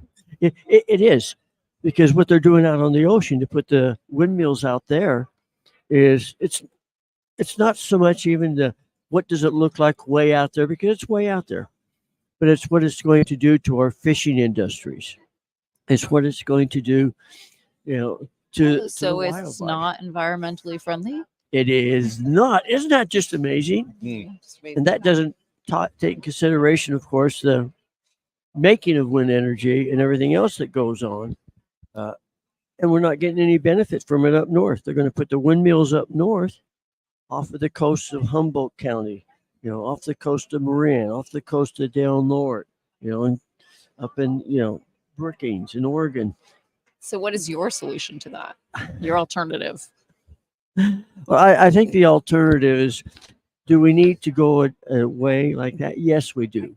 Do we need to put it out in the oceans? No, we don't. I'd say, well, there are some technologies that are coming up, wave technology, that you can go ahead and use it for. I say, put them down in Malibu. And see how well they work down there on the beaches. What is wave technology like? They go ahead and you use the waves to go ahead and produce it. You don't rely on the wind. It's the wave energy that does it. And it's consistent. Whereas the wind we don't know how strong the wind really gets out into our areas off our coast that are also have a lot of earthquakes out that way. We don't know what that's going to happen to these floating wind platforms. Mm-hmm. Do we need to take a look at it? I think we need to take a look at it as we go through and as technology is developed for that is consistent with it. Because everybody knows some of the things that are happening on the East Coast with the winds, with the whales, the mammals, and so forth, what's going on with it. And the fact that a lot of these companies are leaving those places. I wonder what's going to happen to the windmills when companies leave. They're going to leave them out there. Yeah. There's no place to do it. That's all part of it. But we need to take a look at it. I put on thousands and thousands of miles on my vehicles. I do a lot of traveling. I put on 10,000 miles on my pickup truck. So I know what energy is costing us. But why are we in the state having to pay anywhere from $1.50 to $2 more a gallon than any other state that gets it from the same place as we do? Yeah. It's because of the taxes. We need to take a look at that and see what's going on. So we need to look at that energy, because that's a big thing. And what is it costing? I don't have PG&E or, Edison out of Southern California. I'm not affected by this new tax increase, by this low, according to the reading in St. That they're going to charge everybody this flat rate. Because I have a power company in Del Norte. Do you have it's like a small independent one? It's not a specific power. Okay. But it hasn't been included, at least according to what I've seen. I replaced else. Okay. Of course, I'm not real thrilled with PG&E because of the fire in Paradise that was caused by them and so forth. Yeah. And I have to, but I do have, there are some benefits that came out of that fire. And one of those is they get to have the opportunity to help support me on my campaign. Yeah. Because some of the money that they've actually, have given me has gone to that. But we still have to look at the other issue. I went down to Fresno and spoke at the Pacific Fisheries because they shut down the chartering. So there are a lot of issues there, and it's a large area. What happens in Del Norte, what we need there isn't what necessarily is what we need down in Santa Rosa, and take a look at some of those. Do you mind if I circle back to education real Go fast? right back to it. School choice, yes or no? I am pro-choice. I'm trying to get the state charter schools, to go ahead and support me. Absolutely. We need competition in school. Yes. Yes, we do. And stuff. And with that competition in Paradise, we had 3,500 kids in our school district. We had 5 charters there. We looked at those charters and said, why are these kids leaving? And we took a look at it and said, well, okay, let's take those things we've learned and put it back into our schools. And we actually had kids coming back to our school district because we listened to the parents, listened to the students, and incorporated in our district. Good for you. Yeah, it's. I'm going to admit, you're from an area of California that I've never been to. Oh, and I think a lot of people forget, like north of Sacramento, that whole what they call the state of Jefferson. Like it exists up there, and it's beautiful. I should probably get up there and visit one day. You probably should come and see me. In 5 minutes from my house, I can ride my bike to the harbor. 10 minutes, I'm in the Redwood Parks at Jedediah Smith Redwood. And we have the cleanest river in the Smith River, one of the top 2 in the nation. Wow. It's beautiful up there. But what you're saying is interesting because California is so big. I'm from San Diego, so I'm from the complete opposite end of where you are in the state. Been there many times. But what San Diego needs is different than what your area of California They do needs. have the big fishing, though. They do. Yeah. But they've also been shut down on some, not nearly as much as we have up north. But yes, they were also shut down. Though it's been installed back into the, in the season, we're starting to be able to do a little bit of it now. Not as much, but we still don't have the salmon fishing, which is huge. So it just goes to the point that California is so big and there's so many different localities. Everybody needs something different. This whole idea of like Sacramento is just going to issue edicts that apply across a state of 58 counties. It just doesn't fit because what you need is completely different than what we need in San Diego. Yeah. So. And we're actually in our campaign addressing that. All of my handout cards in the past, it wasn't generic, but what I'm saying is we did the same one to every county. Yeah. That's changing. We're actually going to be changing all of our campaign materials to fit the issues of the county. Go out and talk to them. And that's what we did. I don't know how many thousands and thousands of doors we knocked during the campaign, because everybody has different issues and different thoughts, and we need to connect with those people. Yeah. We're doing the same thing with the Hispanic vote. We're going out, we're advertising on Hispanic channels, not just, English channels, because we need their vote. I don't go out to just Republicans. I cannot win my election in November unless I get a 20% crossover vote and we got that in the primary.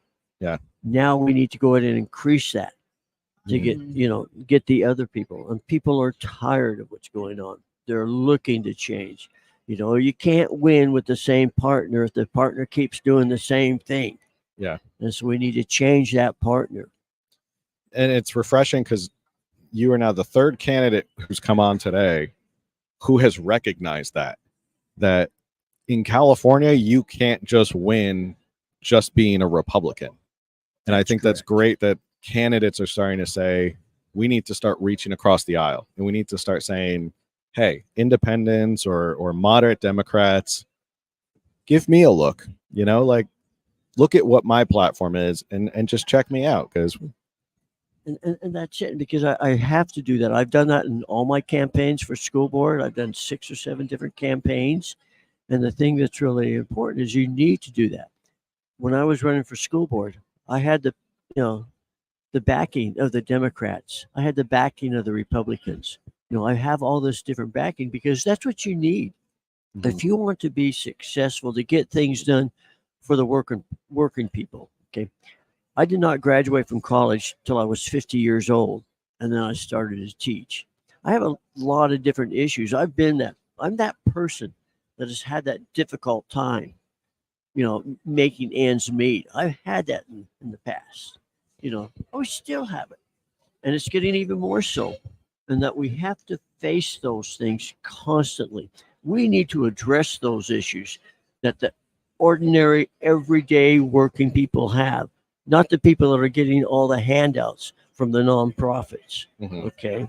We need to go ahead and talk to all of these people and be able to be successful to do it. And you can't do it if they don't know that you're one of them, and if Right. they can't trust you. You need to have their trust. You need to go out on the street and meet them, not once and say, hey, would you vote for me? We need to find out what their problems are. Go back and talk to them again. I've actually got Democrat parties, local parties, asking me to come and talk to them. I'll be meeting with the Cloverdale Democrat Party. Wow. With it. They contacted me, and I will talk to everyone. Yeah. I'll talk to everyone, anyone. It does not make a difference anywhere. I will travel. Yeah. And that's what I do, because I have to cover over, 12,000, square miles. It's a Oh, wow. 300 miles coastline that I have to cover, from the mountains to the sea, from the mountains to the ocean. That's what I cover. Yeah. And I have the timber industry behind me. I have the fishing industry behind me. I have the agricultural industry behind me, because we need to address these issues of the working people and take off that tax burden. Right. Take off those regulations that non-elected regulators put on the people. Right. Yeah. And I think reaching across those party lines is what we need more of. Which he's experienced at since Yeah. he's run for school board so many times. Yeah. Nonpartisan. Absolutely. So Nonpartisan, you got to reach you're across. used to that. Absolutely. And that's when you run for school board as a nonpartisan, you don't have the benefit of just saying, well, I'm going to throw out the red meat to my Republican colleagues. MAGA. I just have to say, I have to tell people what is going to get solutions done or get things done. It doesn't matter party. You're just saying these That's are what I'm things that saying. need to get done. So And that's why I'm not running my campaign as a Republican campaign. Right. I'm running it as a quality of life and the opportunity to achieve that quality of life that an individual wants for his family. Right. Well, the same question I've been asking every candidate who's been sitting down today. You're elected, first 60 days, what's your number one priority? To get staff behind me that I can send out to go ahead and talk to the people. I've been working extensively with Assemblyman Gallagher. Okay. So I've worked with him for a long time. Mm-hmm. And He's so a good one. as I look for it, am I going to go out there and just, this is the bill I'm going to do? No, we need to take a look at the bills that are, some of them that are there, and let's readjust some of those laws that we have. Right. We don't have a complete breakdown in Sacramento. What we have are these people that don't look at it and see the unintended consequences of what they've done. They says, okay, you cannot have, power generators to recharge our electrical batteries. Mm-hmm. How do you do that out in the woods? How do you go out there in some of these rural areas? I represent rural Northern California. That's what I represent. Right. Okay. And so Sacramento is so far removed from that. they don't understand it, but they don't understand that everything they do, how it affects the small business owner. Sure, local elections matter. They do. That's exactly where it's at. That's what I'm involved in with it. It is local. And I've seen that on the school board. I've seen this state now taking away local authority on the school boards and in education and trying to dictate. And if you don't do it, we're going to take away the money that from the state. Yeah. And they're threatening us with that. Right. You have to do it. Well, I say, hey, pound sand. I'm going to go out and do what's right. I would rather lose being right than be victorious being wrong. Right. Yeah, so that's what we'll be doing to do it because of that. Okay. This is my final question. Someone's coming to your neck of the woods to come visit. What's the one place you tell everyone they should They're visit? coming to the neck of the woods To visit. First time up in your neck of the woods, what should they go say? what they need to do is, I know where they need to visit. And every one of those places that they visit, whether it's the Trees of Mystery, all our local shops, it's those workers, it's those people that live there. Visit with them. Come and see our fishing people. Come and go out on a charter and see what it's like and to be able to be there. I've only been in Del Norte County for 4 years. Yeah. Okay. So I had traveled up there before, so I knew kind of what I wanted to do, but it's the beauty of the area. But we need to protect that area. We need to go ahead and take a look at some of those things. I work extensively with the tribes in the area. Our school district, we actually teach 2 Native American languages. Okay, the Yurok language we teach from kindergarten through high school.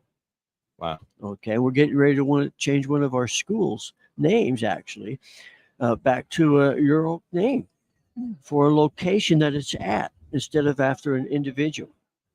So we're starting to look at that, and so we pay attention to the environment, pay attention to the culture. And let's go ahead and do those things.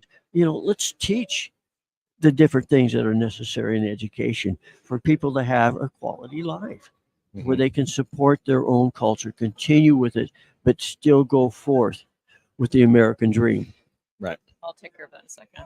Our video went off, but you're still on audio. You're still on. So Mike, where can people find you and learn more about you and support you?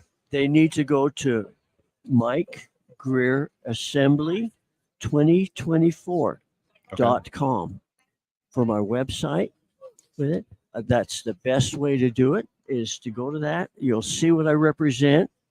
You'll be able to go ahead and contact me through my email. And get out and you'll see me, because the only way I get to be known is visit everything. You'll see me in your parades. You'll see me, at their events. You'll see me all the time, and that's what I do. And they'll recognize me because I have a hat and it's something I've worn for 20 years. I've been recognized and back in Washington, D.C. because of my hat. Wow. But go to my website. That's the best thing. Hey, I appreciate the time you've spent. Mike, you so it was much. a great conversation. Great to know you. And it's Mike Greer, GREER 20, Mike Greer Assembly 2024.com. So go check it out if you're up there in the state of Jefferson. Check it out wherever you are. And maybe one day we'll, wife and I will go take a trip up there and spend the Do it. weekend. You'll love it. We'll take you to the high spots. Perfect. The places that you need to see, the places where you can go down on the beach and see the starfish at low tide. The Sounds beautiful. tide poles or the big trees. Big trees. There. Got to go see the big trees. Absolutely. So, Mike, thank you so much for stopping by. Thank you. Great conversation. Best of luck to you in the race. So, while we readjust here and get the video back online. Still live. It looks like we're still live on YouTube, Rumble, and all those other. No, it looks like no, still need to reconnect the video source. So we're still here. We're broadcasting, streaming live from the 2024 California GOP Convention. Still got a little bit more time. I think there's a couple other candidates who are looking to swing by in a little bit. Again, like we said, it seems like a quieter convention than the last time. So we're just here. We're in the exhibitor hall. So if you happen to be here at the same time, come by and see us. Grab a beautiful sticker that Camille designed and brought along. I just took his logo. It came out great. I really like it. And people have been grabbing them like crazy. So, yeah, I guess people love stickers. They're like, oh, I'm going to put it on my laptop. I'm going to put it on my Stanley Cup or whatever. Great. Put it wherever. Put it on, I can't advocate for putting it on public places, but If you're not here, and you're probably not here if you're watching at home, and you want one of these stickers, you can contact me, but I'll charge you for shipping. I mean, I don't mean to be rude. I just, because I'm sure we'll have a few left over. These stickers are cool. Yeah. So we do have a whole bunch of them.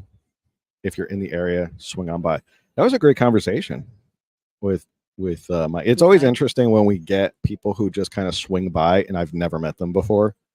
It's kind of a touch and go coin flip of like what you're going to get when you're at convention and you get these candidates who sit down. You're kind of like, oh, how is this going to go? I hope this goes really well. But he was amazing. I think that was a great conversation with Mike. Well, and it goes back to like we keep talking about how big this state is. Mm-hmm. We can't know every name who's running. Like we're just like that's inundated. Not like something we can mentally even know. And so as much as we try to pay attention, there's so many people. And then now, of course, we're past the primaries. So this is who's on the actual November ballot. So it is fascinating to come up here and then have these people from these areas that we've never even been to and can't even imagine what they actually look like. Yeah. And then get to hear from them because their seat is important too.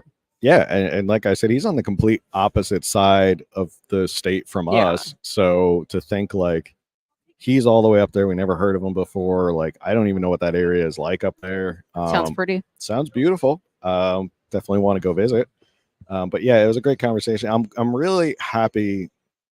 It's really refreshing to hear these candidates sit down with us and say the same thing, which is we have to reach out to Democrats and independents if we're going to make a difference.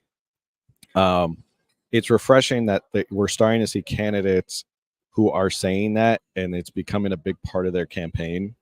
Because I feel like in past years, it was a lot of my way or the highway. You know what I mean? Like, it felt like a lot of candidates were very, these are my visions. This is what I believe in. Everyone should believe or agree with me because these things are right, and I'm not going to compromise or I'm not going to talk to anybody else. And the truth is, you're not winning in California like that. Right. You're, in many of these districts, you are not winning in California if you're just going to go out there and it's funny. I'm from where we're sitting right now. We have a straight sight line of the MAGA mall. The camera. No, we could switch it's a MAGA mall. It's a MAGA mall. I wish we could show you. It's for a convention. It's truly a MAGA mall. And I was going to say that's actually one thing that's so great about doing these in-person podcasts is because it gives us the opportunity because the old saying, the squeaky wheel gets the grease. He's not the squeaky wheel. He's not out there being MAGA or being extremely liberal, and therefore he's not the person that's getting the attention online on the news or whatever because he's not saying anything extreme. Right. And so he's more of a quiet type who has very common sense, logical, no nonsense, solutions and answers. And then we get to come here and actually talk to him in person and see all Republicans aren't these extremists. They're not like he didn't come here and be like, I'm coming out with my gun and I'm, there was nothing like that. He's just like, I'm up here in my community trying to do what's best for the kids. I'll see you at the parade. Yeah. Yeah. And you're right. It's a lot of these candidates who are running are like self-funded. They don't have big backing. They don't have big financial backers. They don't have these big PACs or anything like that running for them. And, his slogan is actually electing common sense.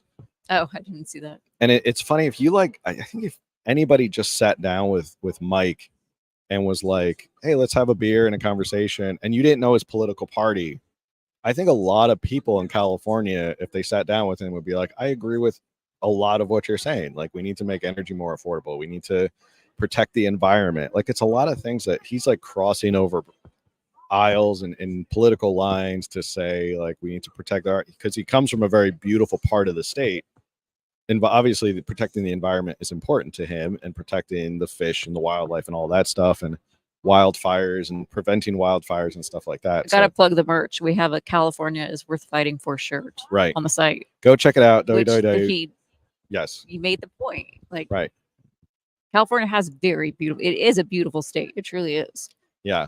And just to finish, www.californiaunderground.live. Go to shop. You can check out all the merch, including this awesome shirt that has been getting plenty of second looks and dirty looks. The responses are always funny. People are like, eh? And okay. One guy, I was on my way to the bathroom. He kind of looked at me and laughed, and he was like, "That's a great shirt, man." But anyway, what was I going to say? Well, about Mike Greer. Yeah. Yeah. Yeah. It's we always focus on like, I mean, the news, what bleeds leads, right? And that's true of both sides. Like, we love to show Skid Row in LA. Like, we love to show crime in San Francisco. But like, California is such an enormous state. It's not just San Francisco and Los Angeles. So hold on, keep talking. I have to. I've got nothing to say. I'm just kidding. You have nothing to say? No. This show we've been streaming since a little after 1. So if you are just now tuning in, be sure to check out after the fact. This will be up on YouTube, Rumble, and Spotify and stuff, and we'll do smaller clips. So we've heard from some great candidates today from all over. So be sure to check that out. There was Mike Greer. There was somebody Shoemaker. Jim Shoemaker. Jim Shoemaker. Yeah, we've had a few on. I'm dropping business cards. These people, they do need support, and if you don't have the finances to support them, you can always commit an hour a week, less than an hour a week, phone calling. If you're in their district, you can door knock. You don't have to be in their district to make phone calls. Phone calls are very quick and easy, and you can just boom, boom, boom, go down the line and just kind of call and say, "Hey, have you heard?" And so they'll give you a script. There's like a whole training. You contact them, and they'll tell you what to say and where to direct people and stuff. Yeah, and that with technology now, as I understand it, like, you don't have to be in his district. No, right? you like, could, they give you you could an be in app. Arizona. Yeah, they give you an app Literally. now, and like, you call through the app, and you just go down the list, and like, they give you a script, and you call. So like, phone banking is a big thing. It helps with their fundraising. Jim's seat is hotly contested, so that's a flippable seat. Mike Greer up there looks like he's making waves up there. So check them all out. If you're in their district, support them, because they need their support. And with it, sadly, as we sit here in the middle of the California GOP convention, the GOP here is more concerned with the big flashy congressional races. As we all know, they love to get their congressional wins and put that up on the scoreboard and say, like, look at how many seats we have and how many seats we flipped. But it feels like they kind of abandon the local races a little bit. Can I make negative comments? No one's here. No one's here. I don't know. To me. Unless someone's gonna I know, come down from the ceiling on us. So Governor Kristi Noem, she's here, or was. Right. I like her. Right. I'm not even saying anything negative about her. But why does the California GOP have her here? Like, right. We were talking earlier about, Shannon Grove really is. She makes moves. She gets things done. Why is someone like her not up here, right, talking to us and teaching us her ways? Because I believe she's termed out. Right. So, yeah. and I don't mean just her, but we do have some good players in the California GOP, Mm-hmm. and I'm just curious, why are we not bringing them up to be like, hey? Yeah, I think it's obviously because you can charge a premium price. But again, that kind of just highlights the discrepancy of like, well, we're paying the California GOP to sit here and listen to Kristi Noem, who has nothing to do with California politics. She has nothing to really add to California Unless she's politics. the VP pick, but I don't know. I think she VP shot that pick, one. So. Sorry. Just waving at some friends now. Hey. Do you want to come? We're going to bring Austin in. Oh, okay. We're going to bring Austin in. Just come sit. We were just talking about Kristi Noem, so. He made a joke to me earlier that I quite laughed at. Throw in the headphones. Tell us who or what you were here to talk about. Oh, wires might be a little. Yeah. There we go. Wired technology. Okay, so this is Austin. This is And Austin. he's from Orange County. Shout Hello. out to Orange County. Talk close to the mic because it's kind Will of do. Amazon karaoke mics, basically. Okay. I like falling on a budget. So tell us about you. Don't tell them all our secrets, Camille. Jeez. Anyway, What do you think I who do? are after you? What do Magellan? you do? And Well, what can you tell us? I'm actually only here for these really cool stickers. Okay, You goodbye. and, I was you and told- everybody Get else. out. I was told that I have to do an interview to. It's true. It's true.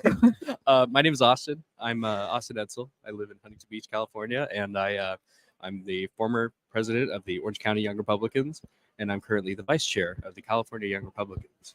Awesome. Yeah. So how's it been going at convention so far? It's been going great. We had our regional meetings this morning. Our president Ariana and I did a little run around at all the different regional meetings and letting folks know about us, what we're doing, what we're working on, and we've got a lot of fun things planned for this year. Did you get to go see Christy Nome? I did not. Okay. It's those What tickets did, are a what did little. you call it? What I ran into you? What did you about the lunch? I don't remember. I thought you made some reference to the dog. I don't know. Of course, we all are. I forget. We're all making a Long reference day. to the dog. All right. The poor dog. What was the dog's name? Skittles or something? I don't know the dog's name. That's trivia right there. What was the name of Christy Nome's dog that she put down herself? Yeah. Oh my gosh. So I try anyway, to stay focused. By on the our, way, we actually like local Christy issues here because in now I feel like because California. we said some things, but we do like Christy. Like both Yeah, of us actually really like Christy. the reason we're talking about Christy Nome, and feel free to chime in, is because we were asking, like, well, why is Christy Nome here at the California GOP? Like, obviously she's a big ticket. She probably brings in a lot of money, but like, aren't there more prominent California politicians that we could get to come in and like talk or rally the base or get people excited about California politics and the party as itself? So Yeah, there are a lot of exciting folks here in California. I think some of the draws that a lot of the folks that go to conventions, they come to convention every year, and a lot of people know each other. We all know each other. It's the same folks that have been coming for years, and so I think a lot of our California. It's kind of bizarre. A lot of our California elected officials are very accessible, and as Mhm. Republicans, we only have a handful of them, Yeah. right? You know, we have. I think at this point, Assemblyman Gallagher and Senator Brian Daly have met everyone at all Yeah. of these conventions for the last several years, and so I think it's just another name draw, and with her you might pick up just some folks who maybe would never normally go to convention, and now they're here. Okay. Good points. So young Republicans, to a lot of people, that sounds like an oxymoron. Especially in California. Especially in California, because it's not the cool thing to do to be a young Republican. Tell us what the young Republicans in California do to reach out to young voters.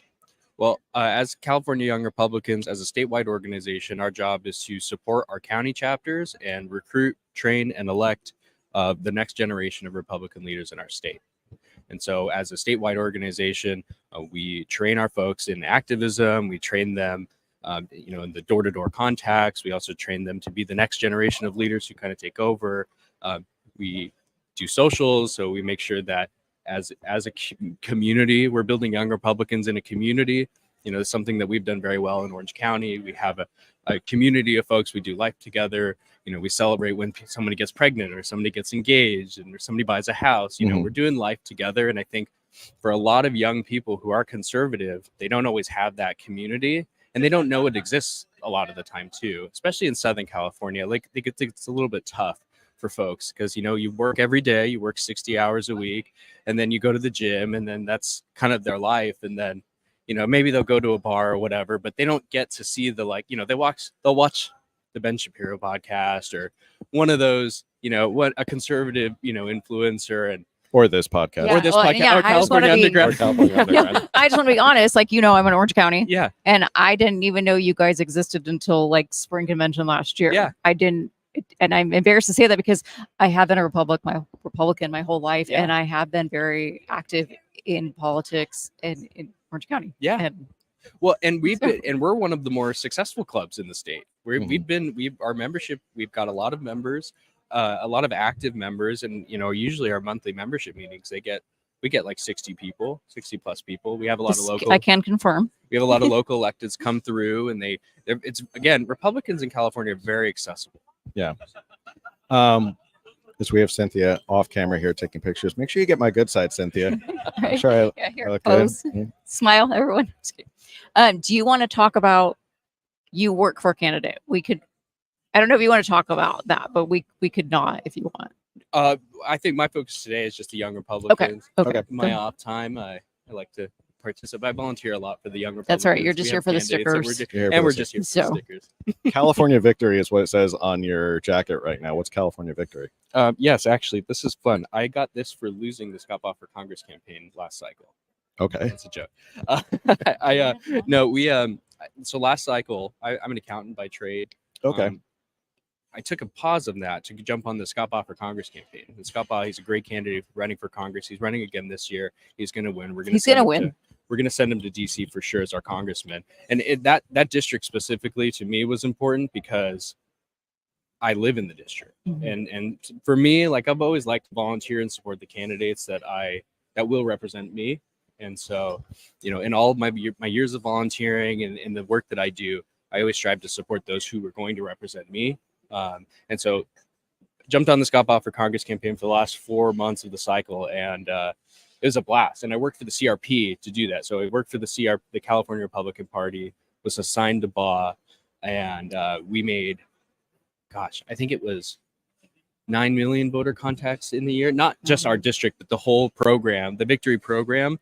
And so we all got these fun sweaters. I just want to point out real quick on that district, that is where Katie Porter currently is the congresswoman. Yes. But she ran for U.S. Senate. She did not make it through the primary. And so she is not currently running for Congress. And Scott Baugh is polling way ahead. The one Democrat, I think, is barely even polling, like not even. I think it'll be a close race, but the wind is in our sails for Scott Baugh. Definitely flippable seat. So I mean, it's a whole different election from the last cycle too. yeah. Scott, I love him because I've never heard of an elected official talk. He's not an elected now. He's been a lawyer for the last 30 years, but I've never heard a candidate speak about the Constitution the way that Scott does. And he's really passionate about it. He knows what to do when he gets to Congress. He's great at relationships. So I think we'll see great things from him. This race is completely different too. With Katie Porter, she had $27 million that she had to drain just to get reelected against Scott. She only won by 9,000 votes. So, only winning by 9,000 votes, having spent $27 million against a candidate who's not supposed to be so close. And the Dems don't really have that much of an interest, as far as we know, in jumping in this race as hardcore as Katie Porter jumped into the race. Awesome. So is there any way, if young Republicans are listening right now, how can they get involved? Well, we've got we've got 12 chapters in California, Orange County, LA County. We've got North Valley, Central Valley, and I think we have a South Valley. My geography on this state is very small. My knowledge of the state, It ends. Born and raised. It's a gray map. Bakersfield. Anything above LA, it's kind of a gray area for me. I'm peeking at Cynthia off camera if she's like looking at you she's like saying, San Diego. We've got San San Diego. Diego. Hey, remember San Diego? A recent like testing you on all this stuff. San Diego. San Diego's San Diego. booming right now. What up? Represent. Most of the major population centers, we've got a club. But if you want to get involved, then we have statewides too. We have a national committee man who's not a part of the home club, but he's from Shasta, and so we've got people from up and down the state, and just get plugged into your local organization. And if they don't have a local organization, if they don't, you can follow us on social media, because we've got actually a lot of great opportunities coming up for them. So keep up with us, sign up on our website just to get our notifications. But this year, the California Young Republicans are doing 3 deployments. We're doing one in Bakersfield. We're doing one in the desert out in Palm Springs. And then we're also doing one in Orange County. And so these big deployments, these statewide deployments, are to get, just Republicans from young Republicans from all walks of life active in these campaigns and these races. These are our targeted seats. And so we're going to get out there, we're going to knock doors for these candidates, and we're going to help them get across the finish line that last month of the election. So for those who don't have a club that you live under in your county, keep following us because you could get engaged with those. We have sponsorships, so we'll have, we'll pay for flights or reimburse for gas, and then we'll put you up in a hotel room and we'll feed you, and that's just to support our candidates that we're targeting here. That we're doing a big national deployment for CAGOP actually in Orange County, October 15th or October 12th, I think is a Saturday. And so that'll be a big deployment. That'll be a national deployment. So what we do as a state organization is we link up with the National Young Republicans, which is a big organization. They have, I think every state's chartered, but I'm not sure, 100% sure. I think there might have been a couple that have fallen off, but national organization, and each of their clubs. It's kind of funny because California is a force. You would think like, oh, California is just this like kind of Democrat stronghold, but we have more Republicans in this state than other people have state populations. Right. Mhm. And so even, when we go up to these national conventions, we have a huge group. We rival Texas in the amount of young Republicans that we bring to these things. And so we'll invite folks from all across the country to fly in and join us on that deployment, and it'll be fun. Awesome. Well, thank you for coming on, Austin. Thank you.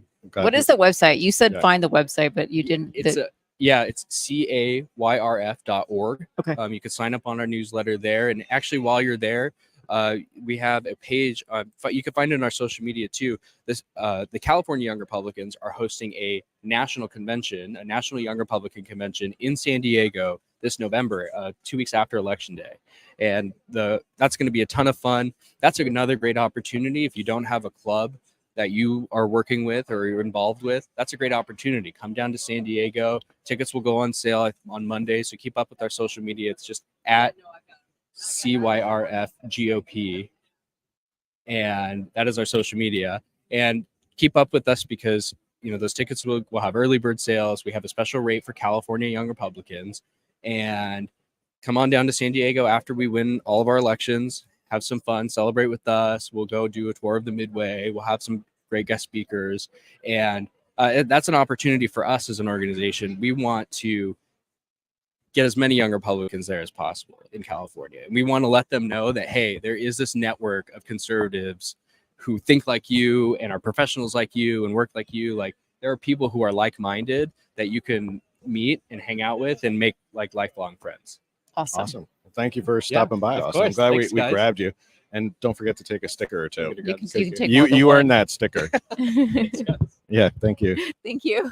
All right. I'm thinking we took a little bit of a long lunch break. Why don't we go on a quick 10-minute break?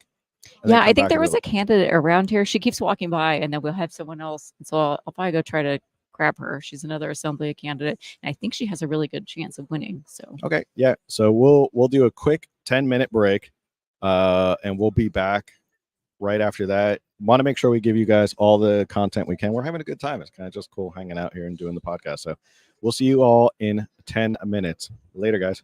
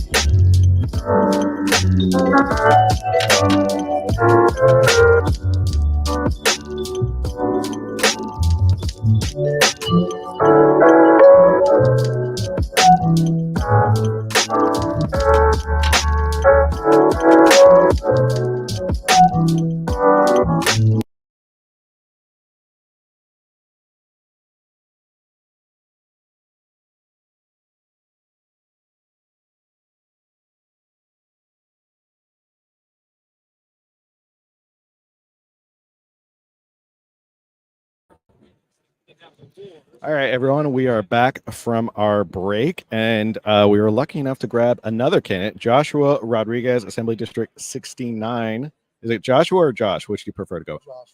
Joshua? Okay. Oh, sorry, I think your mic was muted. Say your name again. Joshua Rodriguez. Oh, yeah, There we go. Much better. Okay. So tell us a little bit about yourself. What district you're running for? Where is that so people know? They don't always remember the numbers. So District 69 is Long Beach, Signal Hill, Catalina Island, and Avalon, and actually covers little segments of Carson. So Southern California. I think you're my sorry to interrupt. I think you're the first Southern California candidate we've had on today. Yeah, a lot of it's and in we Northern are Southern California, so everyone's talking about these districts where we're like never been there. Where's that? Yeah. So sorry, go on. So a little bit about myself. I'm a Marine Corps veteran, served 5 years in the Marines. Okay. Got out as a corporal, joined the National Guard for 3 years. I'm now an LAPD officer for 12 years, and father of 3 boys with a beautiful wife at home. And this whole got into this whole political game. So the obvious question is, why did you get into the whole political game? So a little bit of divine intervention back in 2021, being threatened with termination for not getting the COVID vaccine. I was led to run for mayor of Long Beach. And so I ran for mayor of Long Beach because they wanted to fire 40% of the police department there when at the time was a 400% increase in homicide. Oh, I thought that's insanity. Now, I had no delusions of grandeur. I still don't. It's going to be a hard state to win, but someone's got to fight for it. I was tired of complaining, saying, oh, look, we only have these 2 options. They're both Democrats. So I threw my name in the hat. And you won the primary. I did win the primary. There's only 2 of us. So, right. yeah, Okay. but I did receive enough votes that he didn't get that 50. Well, actually, it didn't matter. So he did get that. So obviously crime is one of the major issues that you see in your district. Oh, most definitely, especially being a patrol officer. I'm out there arresting people and they get released on 0 bail. They just get out. Literally before my report's even done, they're already being processed out of the jail. Wow. So what do you think is attributing to that level of crime that you can help by being in the assembly? Oh, well, so the legislature, we first we started with getting rid of Prop 47 and making so many of these like petty crimes back to where they were supposed to be felonies. Like $950 is a lot of money for anybody, especially for me, father of 3. So I think it's kind of a sick joke, and then we're killing our own businesses with this stuff. Again, we need to just enforce the law. Even felonies now, nonviolent and some violent, are just being released. People are being released for committing these crimes. One of them that was downgraded, and it's going to blow your mind, rape under intoxication. You're no longer a sex offender. Wow. Yes. So again, or spreading HIV knowingly it used to be a felony. Now it is a misdemeanor crime, which they won't prosecute.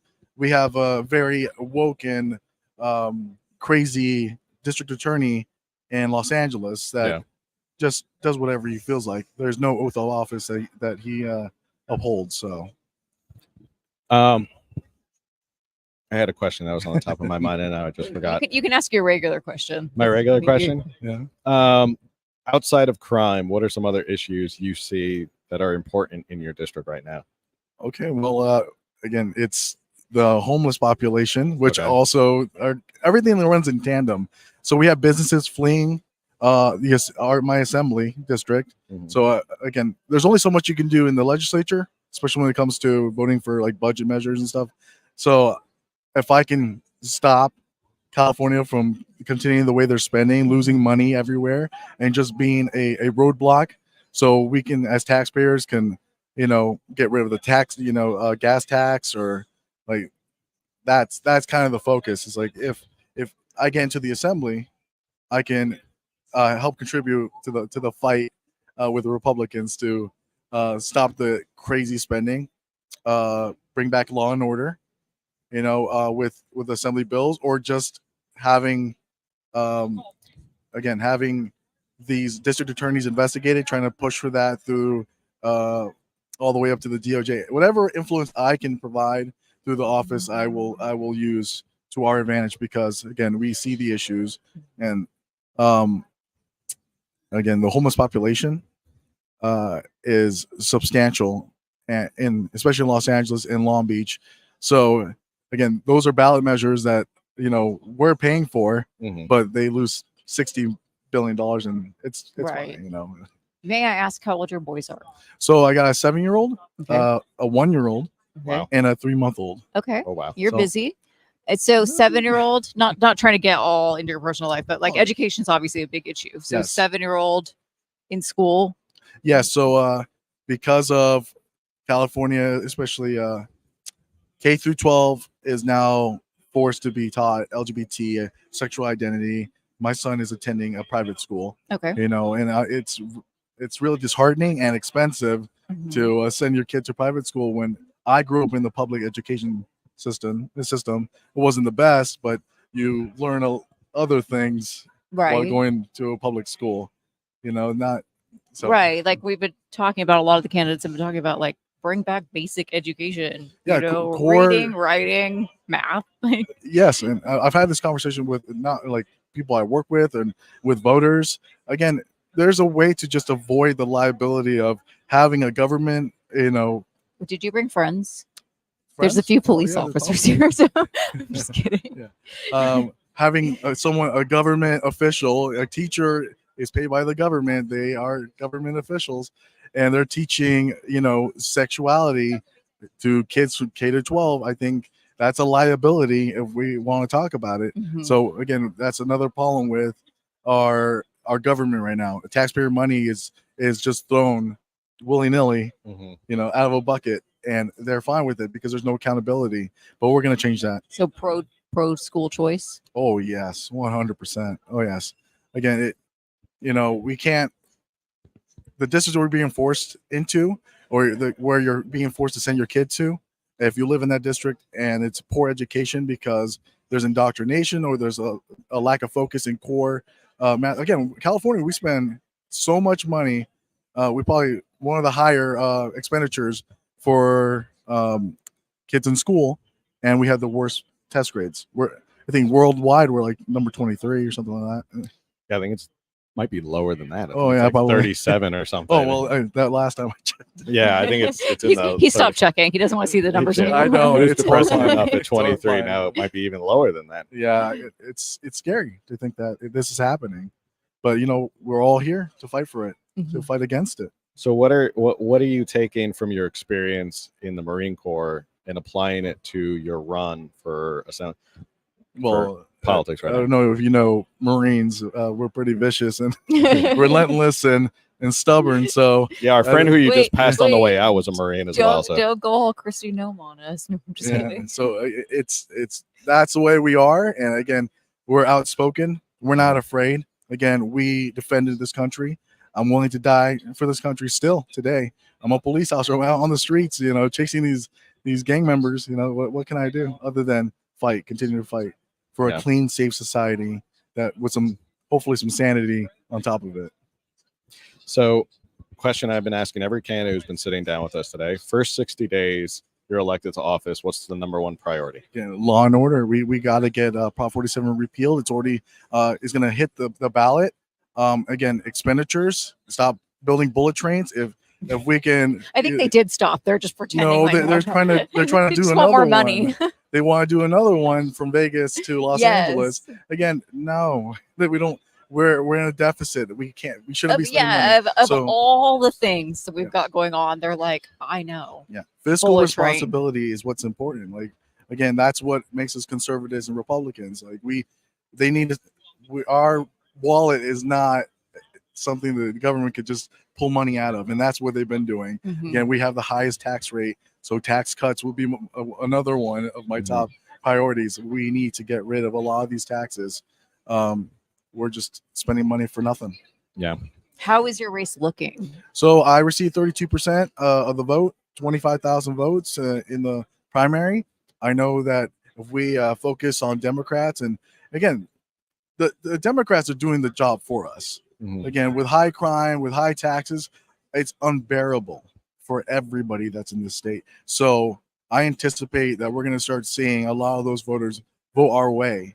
And so luckily my ballot designation also hopefully will bring some clarity to some voters, because it says police officer and father. So they can hopefully relate. Blue collar worker, I get dirty a lot. So I'm hoping that would bring some of those voters. But with the help here, especially the networking here at California GOP and LA GOP, I think we can do it. I think we can do it. Well, where can people find and support you? So I'm on Instagram. Josh Rodriguez, Assembly District 69. It's Josh Rodriguez 8069 on Instagram and Facebook. You can't miss me. I'm a standout. So most people find it pretty quickly. So no website yet, which is a whole different conversation.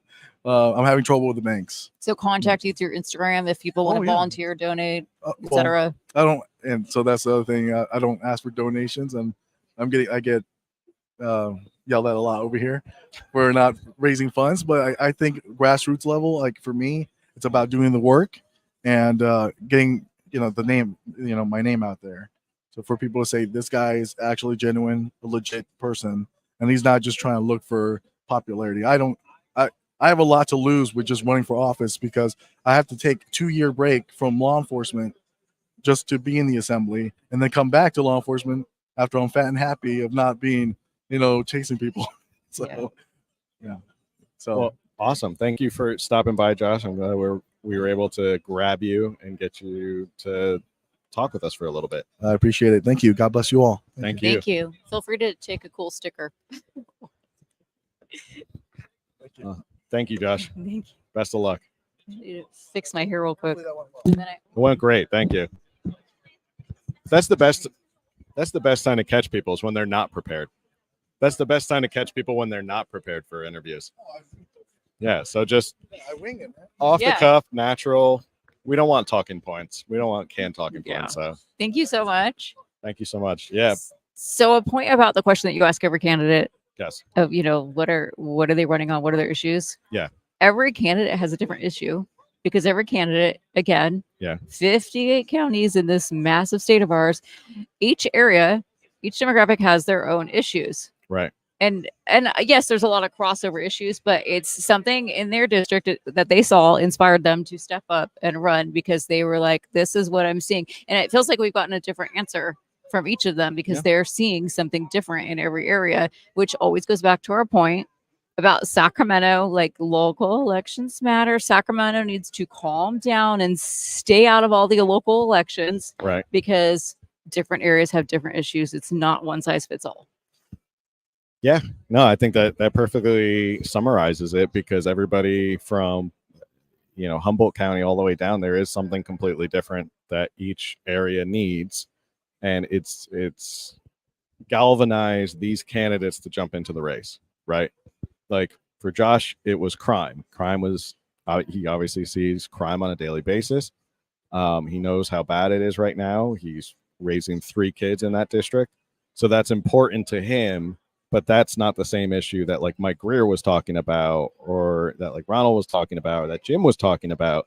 Jim was talking more about the economy and farming and trucking and all that stuff. So, yeah, right. And then like with what was it, Mike, way up there? He wants to preserve the more nature. about the preserving. Yeah, and then absolutely. like with Josh just now down in it's Josh, right? I'm certainly just down in LA. Mhm. Obviously more populated. We all know there's a lot of out of control crime there. He's a cop there. So it's just different issues for all these different areas, and they all matter. They're all important, but they're all being neglected. And so all these people are now stepping up, not ever really having had political aspirations, but suddenly they're like, well, like what he said, like, am I just going to sit and complain about it, or am I going to do something? Yeah. That seems to be the strain of all, or the same common strain of all the candidates we've had so far, is they all kind of looked at their area and they said, something's wrong. I'm going to stand up and do something about it. And whether I have big backers or not, like, I applaud anyone who jumps into the political race, because it is a huge sacrifice. It's straining on your family. It's a lot of work. Like, and that's why we're not doing it. That's why I'm not doing it. That's why I just enjoy doing this podcast and giving my commentary on everything. But yeah, I applaud anybody, and the fact that people get so galvanized in their specific areas to say, I'm not going to sit by and just.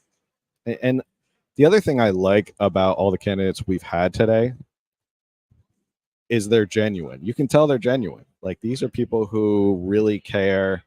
We've definitely talked to candidates in the past who have their like canned talking points, and I don't know if you heard me saying to Josh, grabbing him as he's walking by and just asking him questions was the best, because it's not like he was prepared. I'm going on TV, or I'm going on Newsmax, or I'm going on. Yeah, he didn't know who we were. He was I think we just saw that he was a candidate. We're like, hey. Yeah, we saw his little pin and we're like, hey, you're a candidate. Come on over. Actually, we have another candidate who is ready to sit down as well.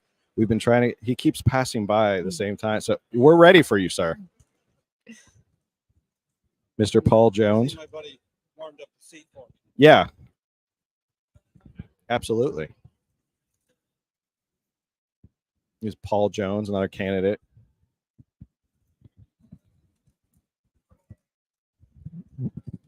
Oh, we got cards. Uh-oh. Oops. We're losing. Here we go. So many cords. There we go. All right. Your mic is on. It's ready. We're good. Oh, it's okay. It's fine. It's so we can see his name. That's okay. Paul, welcome. Thank you. Thank you. Who are you? My name. What are you running for? My name is Paul Jones. I am running for California District Assembly District 62. This is LA County. It is LA County. I have a population of 540,000. Wow. Okay. What cities area? Because LA County's huge, obviously. I just saw the area code. That's how I knew. Yeah, so. It's I have 7 cities total. Lakewood, where I've lived, and then there's Bellflower and Paramount, and it's the 710 corridor is what they call it. I actually am familiar with this district. My husband was raised in Bellflower, and he lived there when we met 20 something years ago. So, and then his brother lived in Lakewood for years. We've been in Lakewood for 24 years now. Okay. In the area for the last 28. Awesome. All right. Sorry. Continue on. Tell us about your district and what you're running on. And well, of course, I'm running primarily on the economy, because the economy is hit. My district is probably one of the poorest districts around. It's 77% Hispanic. 48% of those speak English. I ran a pretty good, did a lot of door knocking. Right. A lot of door knocking. Ran against 2 Democrats. One of them is far left. Okay. About as far left as you can get. The other one, I passed the other individual 3 days after the primary was over. She lost. Called me. Scared me actually. I didn't know what she wanted. So set up a meeting. She endorsed. I'm endorsed by my opponent, the other opponent, the Democrat. Along with a donation check to my campaign. Wow. She dislikes the other opponent profusely. I'm putting it nicely. So I have, and this individual had spent $857,000 to take me off the ballot. He just wanted Democrats only. Mm-hmm. So, And you won. and I got it. It's he and I for November. Wow. So here you are. And here I am. And let's talk about what you are most passionate about as far as your district is concerned. Because of the economics with my district, when we come up, July 1st is the $1.12 tax. Mm-hmm. A lot of my folks in my district are low income, so that this is killing them. Yeah. My job is to try to cut through and remove as much as the burden as I possibly can getting in office. Mm-hmm. But their concern is about from being fed from one day to the next. Mm-hmm. So I have to step in and I have to make sure that their life is going to be better than it is right now. We've gone through 12 years of trifecta. So everyone has been, the damage is done quite a lot to all these people. So I understand what it's like to be poor. I was born on the south side of Chicago. I'm that kid that used to carry cardboard around in the back of my pocket for my shoes. Oh, really? So, and then into the Marine Corps at 17. Mm-hmm. Right out of high school. Spent my 18th birthday getting off the ship into Vietnam. Wow. And unfortunately, I'm out of the 8 of us that left, I'm the only one left at this point. So, wow. Yeah, I noticed the medals on there. I'm service connected. Okay. Thank you for your service. Thank you very much. I spent 6 years in the Marine Corps.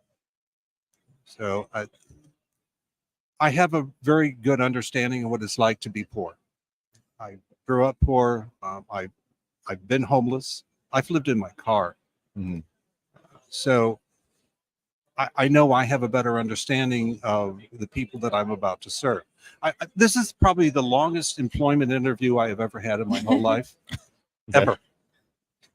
Well, it is one just long interview, right? When you're running for politics. Yeah, it's never ending. Mm-hmm. I'm happy that there's you folks out here that give us a chance to talk. Yeah. And get our name out there, Mm-hmm. Which is critical at this point, because when you're fighting a money machine, which the Democratic Party here is just, it's hand over fist I was with just money. going to bring that up because, like you said, your district, this gas tax increase in a couple months here is going to, a couple weeks here, it's going to just kill them. Yeah. Like they're not going to be able to leave to go to work to afford the groceries they need and all that. So your district, you probably don't have a lot of financial backers because they can't. No, they can't. And yet the Democrats, the DNC is pouring money and moving people into districts to try to make sure that no Republicans win. And so this is just, I just want to point out, like, you can support candidates financially and other ways that are not in your district. I'm always telling people, like, if you live in a safe district, phone bank for him, because he doesn't, his district doesn't have the money to fund him, and he's going to be outraised by the DNC because they're literally pouring that money into it. Yeah. And, when you have an individual, the individual, he's a mayor of a city. He's also a commissioner of everything the sanitation department. He's a commissioner of the education and assistant. He's the director of the Chamber of Commerce. I have to look at this guy is his salary. His salary. He's got his fingers into everything. Yeah. And it makes it a little bit more difficult. However, he's made a lot of enemies, including the other Democrat that I'm running that is backing me now. Yeah. So I have a very good advantage. Yeah. It's been a long day. This is how you can tell. I know. You guys have been here all day long. It's been a long day. We were actually just talking about, that was going to be my question right before we went on break. We were talking about how California lost 164,000 jobs in the past 12 months. So we're talking about the economy here, and we're talking about your district specifically. It just seems like this state that promises so much economic prosperity, and Gavin Newsom loves to say we're the 5th largest economy in the world. that's not resonating in your district. They're not seeing the fifth largest economy in the world, and they're not seeing that. So No, I'm every time I go out and talk to a lot of the small business owners, and there are a lot of very small business. We have Plaza de Mexico, which is in Linwood. Yeah. There's barely anything left of it. Most of those shops for the people are gone. We don't. They do not. There's Linwood, for instance, does not even have a grocery store. Wow. They have to go into Compton to buy groceries. Wow. Is Compton in your district? Just a little, about 3 blocks of it, but they have to actually leave the city to go into Compton buy groceries. to go buy groceries. Just the basic necessities. Just the basic necessities. Which now they're gonna have to walk that extra Now they're going to have or to do the not. extra. or pay, Yeah. $1 million in gas just to get. I've talked to various companies in the different growth. I've talked to Ralph's and all the, the big ones. They don't want to go in there. They don't want to go in there because of the low income, because of the crime. They have a very serious crime. The local sheriff's department, LA County Sheriff's Department in Lakewood, cover 5 cities. And they're short about 1,000 officers. So what does that tell you as far as how bad the crime is? Yeah. The last candidate who was on right before us, he was a police officer in his district, same issue. Which is Same actually, issue. he's pretty close to where you are, Long Well, Beach, Signal Hill. That's his. He and I share the same part of the same district. Oh, okay. So yeah. yeah. Yeah, Joshua and I know each other. Actually, what's happening now for California is a lot of us who are candidates with not so high income districts are coming together. So Joshua's one of them. Another one is Mario Paz, and so we're putting together our own thing where we're appearing together. Awesome. Yeah. That's smart. Yeah. Yeah, and we were just saying before you hopped on how a lot of it's great that we're getting to meet candidates like yourself, candidates who are not close to us, are not necessarily the big names, but we're glad to have you on. And everyone's been so genuine. Like, you all have a genuine reason for doing what you're doing. Yeah. None of you have come on here with like talking points or canned talking points like you're appearing on Fox News or something. Like, you I can tell, like, every one of these candidates like yourself who come on here, you're passionate about helping. Like, you've stood up and said, this may be an uphill battle. I mean, it's David and Goliath, but I'm going to do it. So, well, for the Marine Corps, I'm born a Marine, I think. We have 8 children that we've raised between, with my wife and I. She had 4, I had 4. This is my second marriage. So we've raised 8 children. I've always been accused of running a Marine Corps boot camp. So, but we have that, the Semper Fi or Semper Fidelis is always faithful. And I use that to show that I am faithful to the people of this state. Yeah. God and country and family. That's what it's all about. That's what your card says. So going back to the economy and crime specifically, though it seems like in your district specifically, those two are intertwined. You can't help one without the other. Without right? the other. Yeah. So what's your idea on crime in your district to help bring back the economy and bring back those grocery stores, for example? But I'm trying it used to be called Riverside, started the thing called neighbor to neighbor, bringing, taking block by block, make sure that every single neighbor knows the other neighbor, has their phone number. You bring them together where they all know exactly everything that's going on. So this way they can keep track of, hey, I saw this is going on 2 blocks from you. It's just coming together as a people to protect one another. The police can't be there all the time. It's just, they don't have enough manpower. But neighbor to neighbor can do that. Yeah. Doesn't cost anything.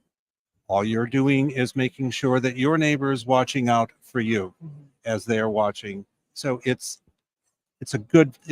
I think it'll work well because the Hispanic community that I've learned, I have one daughter is Asian, another daughter is Filipino, my other daughter is Spanish. So I have a great understanding of what's needed when you don't have all the assets that Mhm. other neighborhoods may have. Yeah. So by bringing everyone, and you get to know your neighbor, in case of an emergency, even it works because you can, you know, you can come here or you can come to my house or whatever it may be. Yeah. But you keep a solid base, and that's, to me, that's about the best way to do it. Mhm. Watch out for one another. Right. But in addition to that, when you're in the assembly, a lot of it has to do with the laws on the books themselves. Yeah.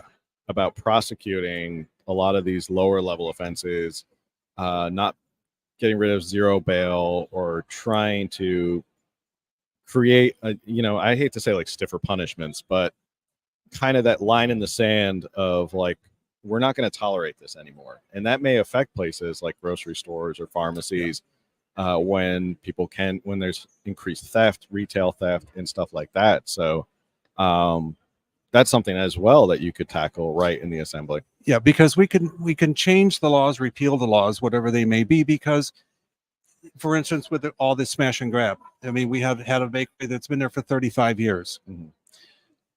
They went in, destroyed his store, robbed him. I mean, did everything that they could do to destroy his business. The people in the neighborhood came to his aid. Mhm. We do stand up for one another. Mhm. Sorry, our video is off, but we're still on audio. Okay. Oh, So we're I just was sorry. just pointing out to him. But it goes back to being that person that you want everyone else to be. If you are going to extend yourself and you're going to make sure that they know that you're there for them, they're going to be there for you. We're good. We're back on. We're back on Okay. video. We didn't lose audio.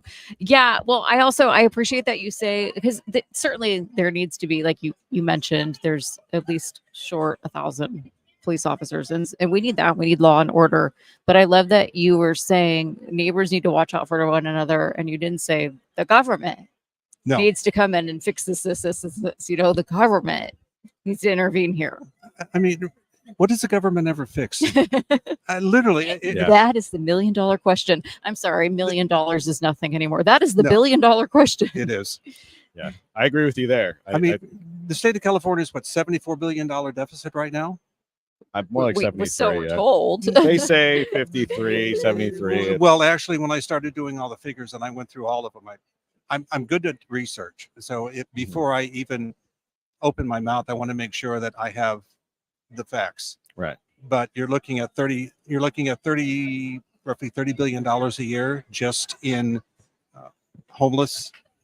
They can't find $25 billion right now. Right. But That was our most recent episode. That Just was 2 days ago. yeah. Well, Yeah. you lose $25 billion you can't account for after 5 years. The only thing you've accomplished is you've made California the number one in homeless. And they turn around and demand, not even ask, demand more money. And then one of the most interesting things I've found in my district is Tom Homan. When I first decided to run, I emailed him and he came back and said, if you're going to run, get yourself out there and go to the border. So I hooked up with a journalist, ended up in Sesame in Arizona. I spent a week there confronting child traffickers and coyotes and the rest. That gave me the knowledge that I needed to know what's going on. However, the people in my district, they don't want to know. They don't care about that. What they care about right now is where their next meal is coming from. Yeah. We've gotten to that point. Yeah. So even though there's 2,000 coming into the border in San Diego every single day. He's in San Diego. Yeah, I live in San Diego. Yeah. So and so does my daughter. Yeah. So I'm getting calls from her telling me that these people are walking through their neighborhoods and yeah, it's bad. I mean, I'm just going through the airport, and it's Yeah. you see a lot of migrants sleeping in the airport, Yeah. waiting for wherever they're going to go. It's no secret. You get to the assembly, you're going to have to reach across the aisle to work with the other side. What's your game plan, or what's your thoughts on you will have to work across the aisle somehow to get something done? in the assembly. If you can confront the other side and put them in a position where they don't have a choice, that's basically what I'm looking at. Here's the situation that you have created. You have created this by these laws. Yeah. Now you're going to have to help me to repeal these laws. For instance, with the taxes, I'm pushing for, the suspension of the taxes. What do they do instead? Now it's going to be $1.12 tax on fuel. The people in my district, most of the people in the state can't afford that. Right. I can't afford it. Yeah. I mean, I'm a disabled vet. Okay, so I've been on a fixed income. So everything that I'm doing now comes out of my retirement. Yeah. These people are in worse shape than most of us are. And that's what has to change. These laws, these taxes have to stop. And the only way to do that is to run against them. You have to literally confront them, and I've done it. So I know it can be done to where they will give a second thought of, okay, I'm not going to get reelected if this is what I'm going to continue to allow. Yeah.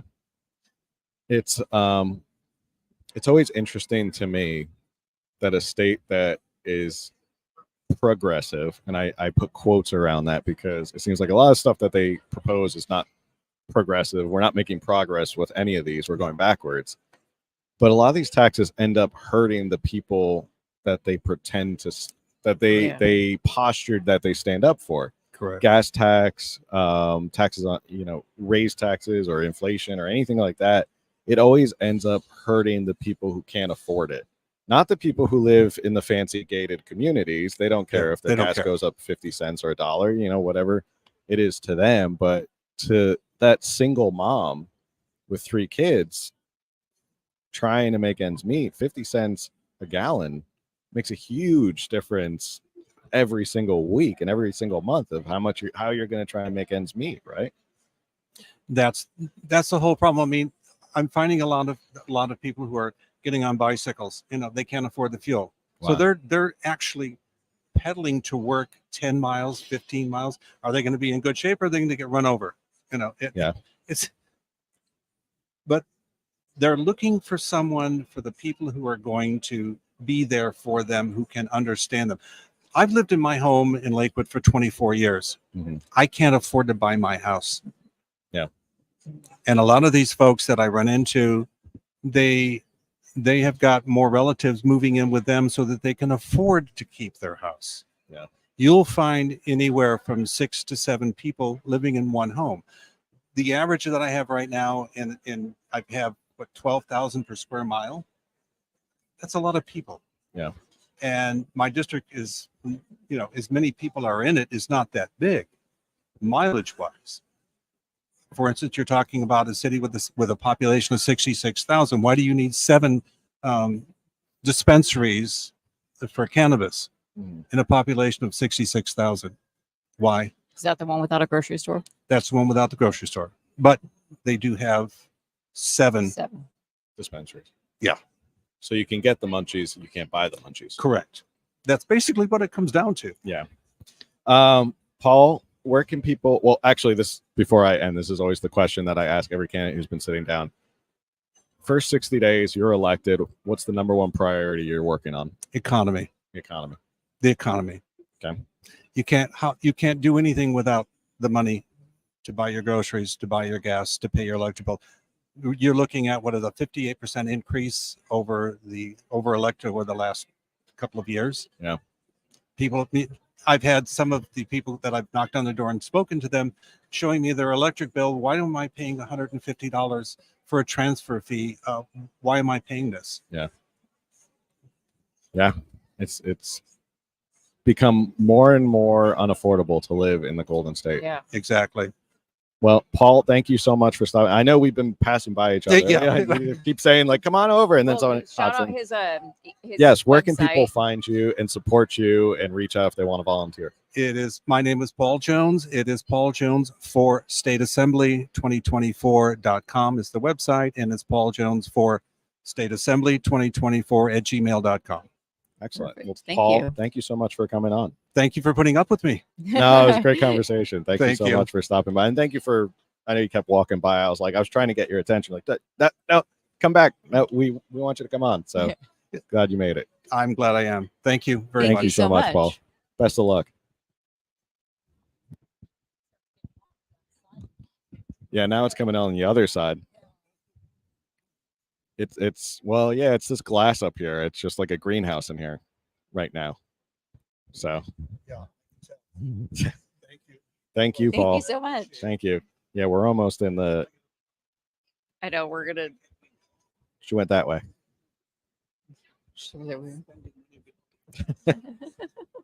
She's spending money at the back of all. Um. No, I know we keep talking about the Golden State. We're like the Golden State without gold. Yes. Yeah, it's not very golden right now. Just painted mustard yellow.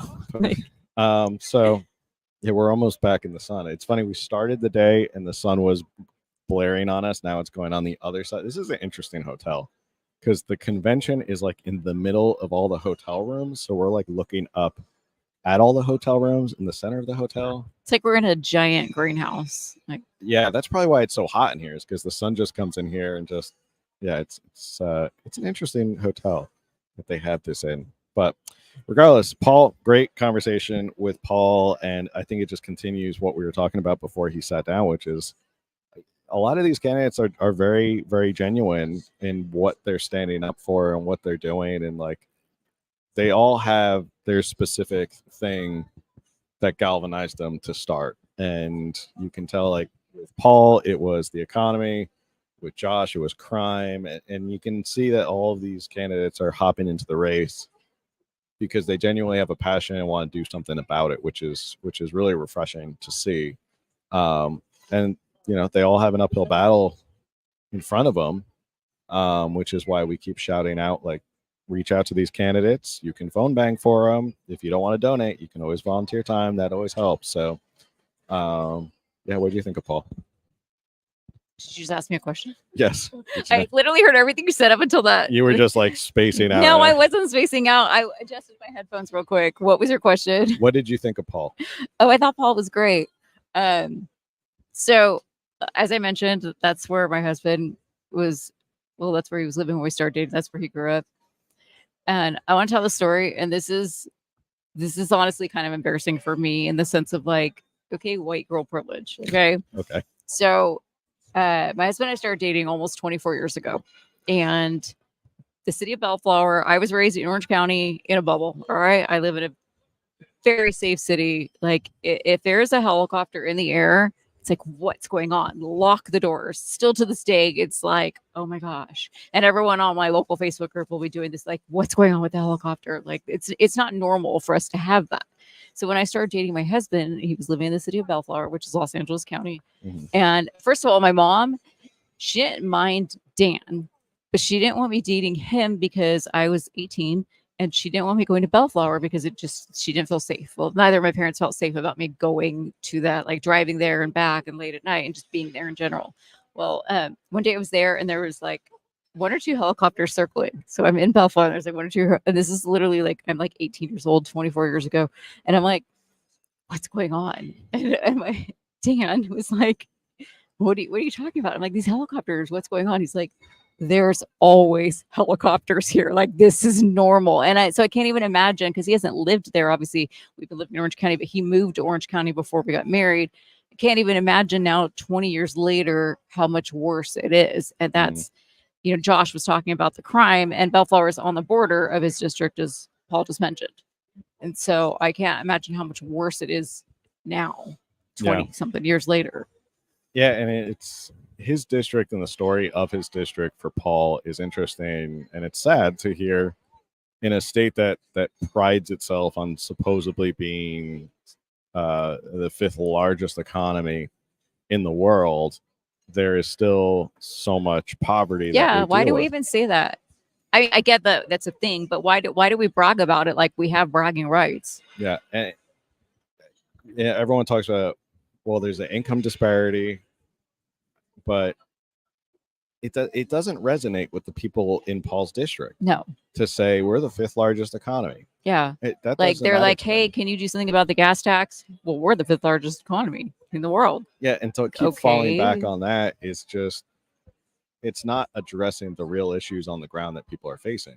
Right. Um, I like that he said, like someone mentioned, go to the border. He's like, I went to the border. He's like, that's not what my district is concerned about, which goes back to each district has its own set of issues. And that's why these people are stepping up to run. They're not thinking, especially because they're kind of, a few hours, several hours away from the border. Like the border issue is an issue for you because you are right there. And like you just said, going through the airport even yesterday, for them, they're several hours removed from it. And they're just like, look, I just want to be able to afford groceries. yeah, or not go to buy groceries in Compton. You're right. So, Which even back then when I was dating my husband, Compton was like I remember I was with a friend there because I had several friends that lived in that area and we were going to go get Slurpees one hot day. And the closest 7-Eleven was actually Compton. And he's like, I'm not taking you to Compton. And this was 20 something years ago. Yeah. So. Yeah, they've all been great. And I'm glad we got to talk to candidates outside of Jim, who we interviewed at the last convention. It was great meeting new candidates and talking to them. And we had no female candidates. We didn't have any female candidates. I didn't really see any female There's candidates. a couple, and I did try to get them to come here, and they would pass by, but they would also, same thing. Someone would be here, and so they'd run off, come back, It was just poor timing. They would just walk by. And but I think this was a great overall convention podcast. I don't know if we want to stick around for a little bit longer or we want to wrap it up right now. I feel like the sun might kill us right now. The sun is coming in hot, so we're probably going to wrap it up because otherwise we're going to be sitting here in the sun. We're wearing black. We're just like we're wearing black. I'm saying I'm not even in the sun, and it's starting to get hot in here already. But yeah, great convention. Like we said, it's always good to get out here and do the live conventions. I love doing this because, again, we get to see these people. It's kind of spontaneous, and people sit down. And I didn't know who Paul Jones was, or Mike Greer, or Joshua Rodriguez, or any of these people until today. And it was great to sit down and chat with them, and get their point of view, and enjoy the convention. So, what did you think? Yeah, I agree. That was fun. Like we only had the one repeat, but everyone else was new. Mm-hmm. And now, because the difference from the fall convention back in September/October is that they were all competing for their spot. Yeah. For passing the primary, and so now these are all people that are going to be on your ballots if they're in your district. Yeah, I mean, if they're candidates now, they're running to be on the they're running to win right now. They're not people who are competing for a spot. Yeah, 6 or 7 months ago. They have their spot. They have their spot. They are running. So if they're in your district, definitely check them out. All right. Any other final thoughts before we sign off for the day? Before we get melted by the sun? That's oh my gosh. Now it's starting to come in right into my eye. So it's if you can see it on the camera how much it's coming in right now. Yeah, you're starting to disappear. The camera, yeah, it's really accentuating my nice untanned white skin right here. Hey. All right. Thank you everyone for tuning in wherever you tuned into, YouTube, Rumble, any of these places. So we're gonna work on this video. We'll clip it up for the interviews specifically of people. So if you want to tune into one interview or another, we're also stickers, merch, stickers, merch, CaliforniaUnderground.live. Go check it out. Yeah. So thank you everyone for tuning in. I don't know when the next convention is or when the next. There's not going to be a fall convention this year because they don't have one in presidential election years, and so the next convention will not be for another year. But we're open to doing lives. Yes. Yeah, I think if you want to hire us for your birthday party. No, I'm just kidding. Who pays? We're gonna pay to have podcasts come in. No, but if you have events, yeah, if we you have like places, talking. Yeah, if you have stuff you want us to be at and set up like this again, we can definitely do that. So yeah, we just want shade. Not sitting in the sun. Shade and ice water. Oh, gosh, now it's really getting bad. All right. Thank you everyone for tuning in. Wherever you tuned in, just like I said, make sure you like, share, subscribe, review, all of that stuff. Go check out those candidates that we talked to today, or more importantly, wherever the district is that you are, go research whoever your candidate is or who the candidate you want to go support in your district and go help them out. And with that, we'll see you on the next one. Later, everybody. I keep forgetting the camera's over there. Later, everybody. There it is. Bye.